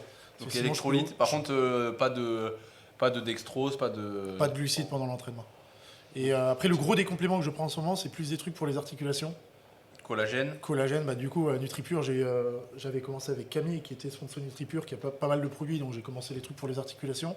L'hiver, je prends vitamine D. Mais ça, je crois que j'en prenne ça. Ouais, vitamine Vu D. qu'on n'a pas de soleil. Et après, je prends un multi et du zinc magnésium le soir. Donc, ça fait quand même un bon total de Vitamine D, si vous voulez pas vous faire chier, vous allez voir votre pharmacien en début de l'hiver, vous lui en parlez et il vous prescrit, parce que ça c'est que sur prescription, c'est une ampoule de vitamine D, vous le faites je crois 2 fois dans l'hiver.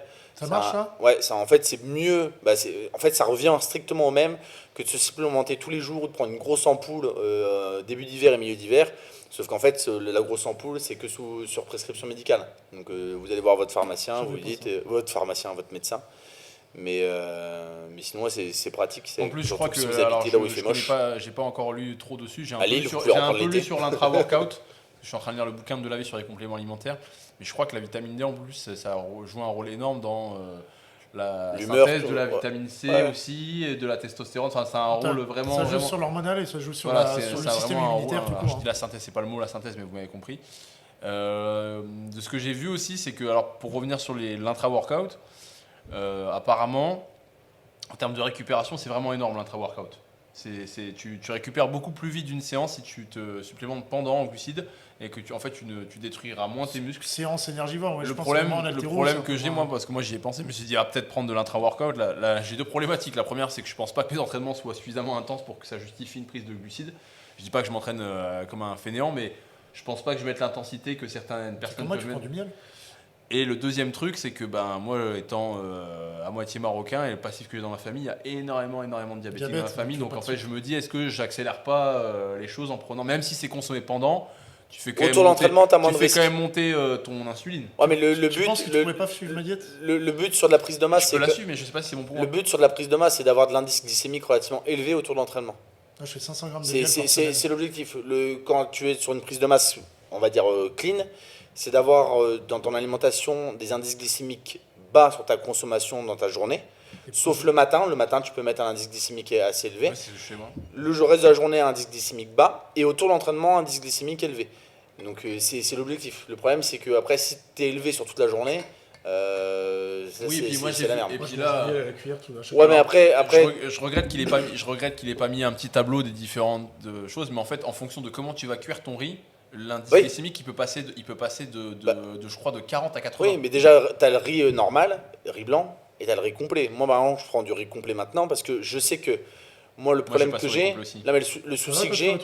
Oui, ça va. J'ai eu une petite adaptation quand même. Le souci que j'ai, c'est que moi, comme j'ai fait beaucoup de prises de masse et souvent très très haut en glucides, tout le temps, depuis plusieurs années, j'ai une désensibilisation à l'insuline. Donc ça, si vous voulez pareil checker, vous allez voir votre Toubib. Faire une prise de sang et tout, voilà, c'est bien. pour checker donc, c'est l'hémoglobine glyquée.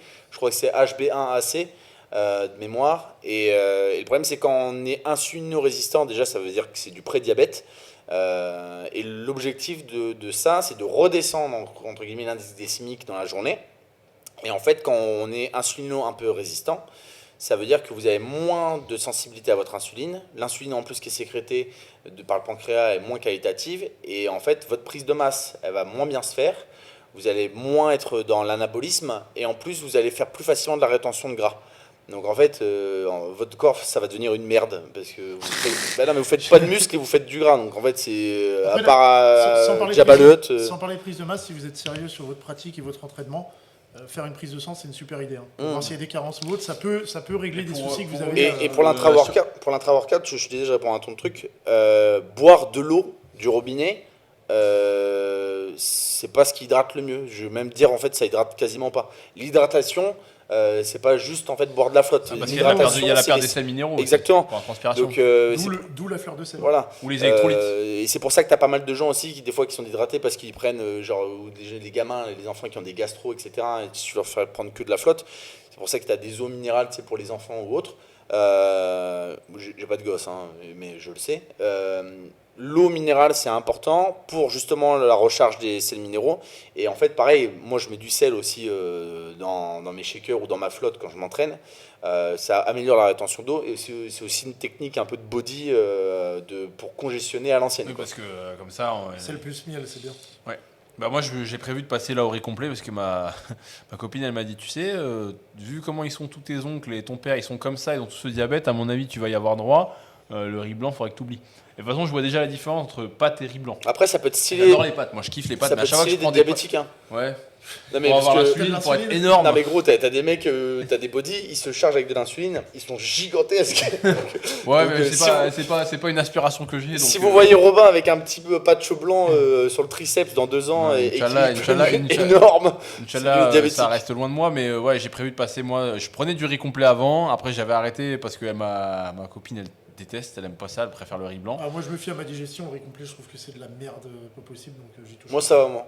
Moi, j'ai jamais. En fait, Moi- fait. tout ce qui est maintenant, ça céréales va. complètes, j'y toucherai pas. Parce que t'as l'enveloppe de la céréale, c'est tout ce qui est plein de pesticides de merde, c'est tout ce qui est plein de fibres qui font que tu vas aller au chiottes 4 fois par jour. Après si vous voulez diminuer votre indice glycémique, sans vous prendre la tête avec le riz, patate douce, indice glycémique Mais tu connais pourquoi on met de l'huile faible. d'olive dans les. Putain, arrête ta gueule avec ça. Ah, les private jokes, elles fusent. Vous rajoutez des lipides avec votre prise de glucides, ça permet de ralentir un peu la digestion. Donc Ouais. en gros, voilà, on en. Et patate douce, c'est bien. Pareil, pomme de terre, c'est un indice glycémique beaucoup plus élevé que la patate douce. La patate douce est beaucoup plus chère. Donc ça coûte cher en fait de Mais manger. achetez-vous un air fryer, ça c'est. Je fais de la pub. Alors, j'ai même pas encore utilisé le mien. C'est vrai. Mais j'ai pas du tout le temps. Que le déménagement de ça, j'ai pas du tout le temps. Mais ouais, j'ai prévu. Bien pratique. Sinon, Bien tu fais comme Louis, t'achètes. T'as acheté quoi Gros, je suis désolé de parler de ça. T'as acheté combien Ma de planche de cuiseurs sel. de cuiseurs à riz depuis qu'on est à Bordeaux? Au moins 6 ou 7. Parce que Louis, il faut savoir qu'il a des phases de ah là, je suis trop content, j'ai un petit cuiseur à riz Blanc, riz blanc, du que je peux programmer comme ça le matin, ça me cuit déjà mon riz. Ah, il est déjà chaud le matin. Riz au petit-déj. Donc non, là, non. j'ai un nouveau truc, j'ai pas encore essayé, mon petit frère m'a acheté, c'est une planche de sel rose d'Himalaya Ouais. que je mets au four, que je chauffe, je la sors du four, je me la pose sur ma table, sur un passe-plat, et je cuis ma viande dessus. Ah putain, sur Comme la ça, planche tu- de sel. Si tu Ah, vénère. Alors tu après, cuis je sais pas le si, système, je sais pas si vous avez déjà utilisé pour cuisiner du sel d'Himalaya. Si. Je trouve que ça scelle pas. Je trouve que ça ne laisse pas de. Ah, normalement, Alors, ça se met après cuisson. Ouais, mais je veux dire, moi, Ça va faire des. Ça va Ah, être, si, si. gros, ça va être un Peut-être podcast parce qu'il est recette. trop gros alors. Je sais pas, moi, à chaque fois que j'ai utilisé du Parce sel que ça d'Himalaya, sert bien, on en a repris il y a pas si longtemps que ça. J'avais prévenu Apolline, j'ai dit écoute, tu verras, parce il y avait un truc à sel d'Himalaya avec du piment d'Espelette, je sais pas quoi. Je lui ai dit tu Ah, verras. c'était parce qu'il y avait On plus de sentira que le piment d'Espelette. Non, non, mais j'ai sel déjà d'Himalaya. essayé plein de fois de En le vrai, sel d'Himalaya. c'est- Ça scelle. Je dis c'est pas que toi ça ne scelle pas la viande, mais en termes de ressenti de goût, t'as pas le goût Eh, salé que j'aime gros, bien avec t'as la pas de viande. leçon à donner de sel, c'est toi qui bouffes du sel fin iodé là, blanchi, où il y a 0 nutriments dedans. Celui qui est dans la cuisine à Power Camp. Moi, j'ai que du gros sel chez moi. Ah oui, ça va, c'est de la fleur de sel. les trucs Moi, de- le sel, moi je m'en bats les couilles. Hein. Le sel baleine qui est dans la cuisine. Ah oui, c'est toi, alors. Non, mais c'est pas moi qui l'ai acheté. C'est mais tu pas prends- moi qui fais les courses. Mais moi je le mets dans mes bouteilles d'eau. Je le mets dans mes bouteilles d'eau, comme ça quand quelqu'un prend mes bouteilles d'eau à la salle, il prend une dégueulasse. gorgée, il fait. Non, le sel, mais le- t'as le zéro sel- micronutriments, le sel baleine, il donne un goût de métal à la bouffe. Non, mais c'est surtout t'as 0 micronutriments à Ouais. part du sodium dedans. Ouais, mais c'est moi, c'est Alors des que- macronutriments, Je te dis, t'inquiète. sel de mer celtique, où tu prends fleur de sel de Guérande ou de Noirmoutier, encore mieux. Là, niveau Il l'a placé, micronutriments, j'étais Sur sûr. le sel Il a de- démarré, je savais qu'il allait Le placer sel de la ça. mer Noire. Très Très salé. très salé. C'est du sel méga salé. Ok. Bon, donc du coup, on a un peu fait le tour. Toi, tu prends en intra, tu prends électrolyte, c'est tout. Enfin, c'est sel quoi. Sel, baleine, pas de micronutriments. Moi je prends ça.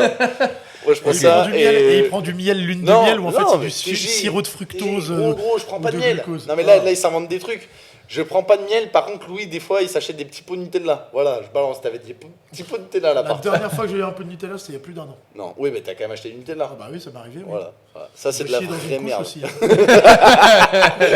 Le gros bâtard. Bon, Et ça va, euh, j'espère que c'était pas les derniers. Ça va être un peu plus longtemps. Mais par contre, Ça ouais, m'arrête, c'est arrivé il y a 6 ans. t'as raison. Ouais. Et pré-workout, par contre. Ah oui, non, par contre, là, les Pré-workout, moi je prends des. Bah, Ah oui, pareil, oui. je peux faire la pub. Iron Une Shark, coupure. Iron Shark, ils ont des petites bouteilles de pré-workout. En gros, en vrai, c'est quand même dosé très vénère. Bah, il y en a qui n'ont pas voilà. dormi à la salle à cause de ça. La dernière fois, il y a un mec qui en a. 18h30. Voilà. Alors, faut ça. Vous pouvez l'acheter sur le site internet de Iron Shark. C'est. En vrai, moi j'aime bien parce que bah, c'est fort en caféine, mais surtout qu'il y a beaucoup de bêta-alanine. Donc ça pique. Donc là, ceux qui aiment bien quand ça gratte la gueule, etc., là ça va gratter J'ai fort. j'ai une histoire pour les. Et il y a un adhérent qui disait qu'il n'était pas très sensible à ça. Il en a pris un à 19h et à 4h du mat, il a envoyé des messages sur le groupe de la salle en disant bah, je suis très content du pré-workout. Par contre, je dors toujours pas. Donc, Je vous avais déjà raconté l'histoire avec Ramon, un ancien adhérent. Il s'était acheté en complément alimentaire des cachetons de caféine. Et je sais plus comment on en vient. Je sais pas comment. Avec les 2 anecdotes sur Je sais pas comment on en vient à ça, mais en gros, il me dit j'ai acheté de la caféine, je suis trop content, on va voir ce que ça donne à l'entraînement. C'est quoi 100 mg par Et je lui dis t'en as pris combien? Et en gros, je me rends compte qu'il a pris c'était des cachetons de 150 ou un truc comme ça. Bah, bref, je crois qu'il avait pris 350 ou 400. Ça va. Non, plus que ça. Ça va parce que. Je sais plus, Ça va parce que 400 c'est ce qu'il y a dans. Non, moi j'ai 500. Non mais bref, je me rappelle plus, mais il était avec moi, mais je me rappelle plus exactement exactement du grammage, mais il avait pris un truc. Ouais, t'as peut-être raison, c'était autour des 500-600. Il me dit ça, je lui dis mais t'as déjà pris de la caféine? Genre t'aimes bien? Il me dit ah non, je déteste le café. C'est pour ça que j'ai acheté ça, c'est hyper pratique. Je dis mais là tu les. Je lui ai dit mais là faut pas que tu prennes tout ça. Il me fait non mais je l'ai déjà pris. Et là je lui dis ah ouais là c'est un peu chaud ce que tu viens de faire quand même. C'est un peu chaud, ça fait beaucoup quand même. C'est très ça va. Non. Et alors, donc du coup, moi, je pense qu'il a pas apprécié au début parce qu'il me fait mec, vas-y, tu me saoules, pourquoi tu me mets le stress comme ça? Vas-y, c'est bon, c'est pas un peu de caféine qui va me mettre mal. Je te dis, t'en as vraiment pris beaucoup. Vraiment. J'aime bien, je le dis. Non, vraiment, moi, j'étais authentiquement un peu inquiet pour lui parce que je me suis dit putain, il va pas être bien. Est-ce que t'étais inquiet comme t'étais inquiet la dernière fois pour Nicolas? Non, parce que lui, il a entraîné. Parce que Nicolas, c'est un adhérent et c'est aussi un pote à nous. C'est une expérience. Il y a des moments où il se chauffe pendant l'entraînement et pendant l'entraînement, il va reprendre des doses de pré-workout. Et la dernière fois, il avait pris 6 doses et il commençait à pas être bien. Il disait qu'il avait mal dans la poitrine, qu'il voyait des troubles. Et donc, il fait son entraînement, etc. Il me dit, je me sens bien là. Ouais. Et alors moi j'ai quitté la salle et je crois que c'est 2-3 jours après je l'ai revu, je dis bon alors ça a été, il me fait mec j'ai passé la pire nuit de ma vie, j'ai trop mal, j'ai eu des sueurs froides, j'ai dû m'allonger sur mon carrelage, j'étais pas bien, j'ai failli appeler Samu et tout parce que j'avais des palpitations, des sueurs froides vraiment hyper fort. Je dis bah gros tu prends jamais de caféine, t'as pris 600 mg. Ouais, Louis il a déjà fait plus. Non mais quand t'es entraîné, Mehdi aussi, il a vu sur une compète. 1 gramme à une compète. Ouais, non, je sais plus, je pense qu'il a peut-être pris un peu moins, mais il a 1 gramme, tu auras du mal à te concentrer quand même. Soit 800 mg, soit 1 gramme. Bah, il a bu lui. Ouais. Est-ce qu'on raconte aussi du coup l'anecdote de la whey du bébé de Ramon? C'est quoi ça? Je la connais pas celle-là, moi. Il a mis de la whey dans le biberon du gosse au lieu de mettre la poudre de lait pour bébé. Et le bébé a bu tout le biberon. Et quand il s'en est rendu compte, il a fait. Ah, c'est chaud parce qu'en plus c'était de la whey, c'est un peu genre où il y a tout dedans. C'est genre c'est whey supplémenté en créatine, supplémenté en pétalaline, supplémenté en tout, tu vois. Et quand il s'est dit parce que c'était un bébé, je crois un nourrisson, tu vois. Et il s'est dit c'est chaud et du coup sa femme, elle a fait bébé à l'hôpital direct, genre tu sais comment ça s'appelle en intraveineuse quoi, tu sais pour essayer de nettoyer un petit peu tout et puis en observation. Mais gros, son bébé, il a pris du Mutant-Masse, quoi. Il va faire une dialyse. Son bébé, Mutant-Masse. Ouais, bon, c'est un mec qui lit pas trop les posologies et qui regarde pas trop les boîtes quand il prend, qu'il donne un truc. Dernière, c'est pas une anecdote, mais c'est Alain, la dernière fois, notre tatoueur, qui me dit parce que on pourrait faire un podcast que d'anecdotes, si les gens le souhaitent, parce qu'on en a beaucoup. Après les poubelles. Non, mais pour vous dire à quel point Marin, avec les pre-workout, il est chaud. Alain vient me voir, il me dit toi, ton produit phare, c'est l'huile d'olive, parce que je venais acheter l'huile d'olive. J'en ai même tatoué là. Et il me dit Louis, c'est le café et le beurre. Et il me dit moi, c'est la sauce piquante. Il me dit Marin, tu crois que c'est quoi? Je dis pré-workout. J'en prends pas tout le temps, mais par contre, quand j'en prends, je peux en prendre beaucoup. Je peux en prendre beaucoup. C'est quoi le plus que t'es pris en grammage de caféine? Je sais pas, j'ai déjà pris 2 petites bouteilles. Je crois que ça fait quasiment 1 gramme. Ouais, ça fait 800 de petites bouteilles. 2 petites bouteilles. Alors pour vous donner la différence, moi je prends. Par contre, moi si ça excède les 105, je prends pas quoi. Mais par contre les 2 petites bouteilles, genre ça m'a pas posé de problème sur l'entraînement, ça m'a posé problème en voiture. Non en voiture. Je suis comme ça gros. Et genre là c'est pas bon. Faut surtout pas qu'il y ait un litige sur la route, parce que là tu fais une bavure. Surtout avec la batte de baseball que Louis m'a offert hier pour Noël. Louis m'a offert, je fais la pub, une petite batte de baseball. Je sais pas si on peut appeler ça comme ça, une batte de baseball de voiture. on peut appeler ça comme ça.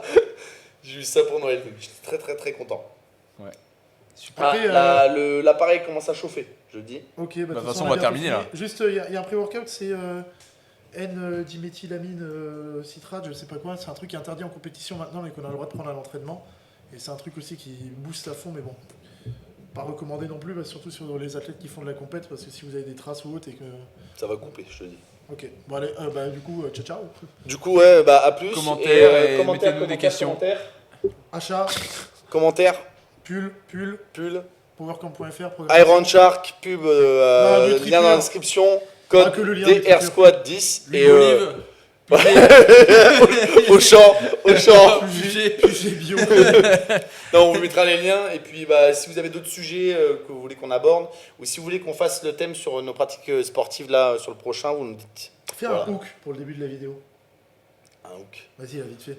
Dans cette vidéo, nous vous dévoilons les secrets de. Un vrai hook. Un vrai hook. Un vrai hook. Regarde dans la caméra. Un vrai. Ah, mais c'est très dur, gros. Un vrai Dans hook ce comme ça. podcast, vous allez apprendre comment squatter 300 kilos. C'est toi qui es bon en impro, hein. Nous on est à chier. En avec hook, nous. j'ai pas. Faudrait essayer de couper des instants qu'il dit avant, tu sais, où il parle de trucs où on peut penser que c'est. Non, on peut faire un vrai hook. On peut faire un vrai hook. Dans ce podcast, Louis va vous expliquer sa phase de force athlétique où il a arraché ses t-shirts en salle de sport quand il faisait des soulevés de terre de rond à 220 kg. Et en plus, Louis pourra faire un insert écran de ça. Tout ça dans ce podcast.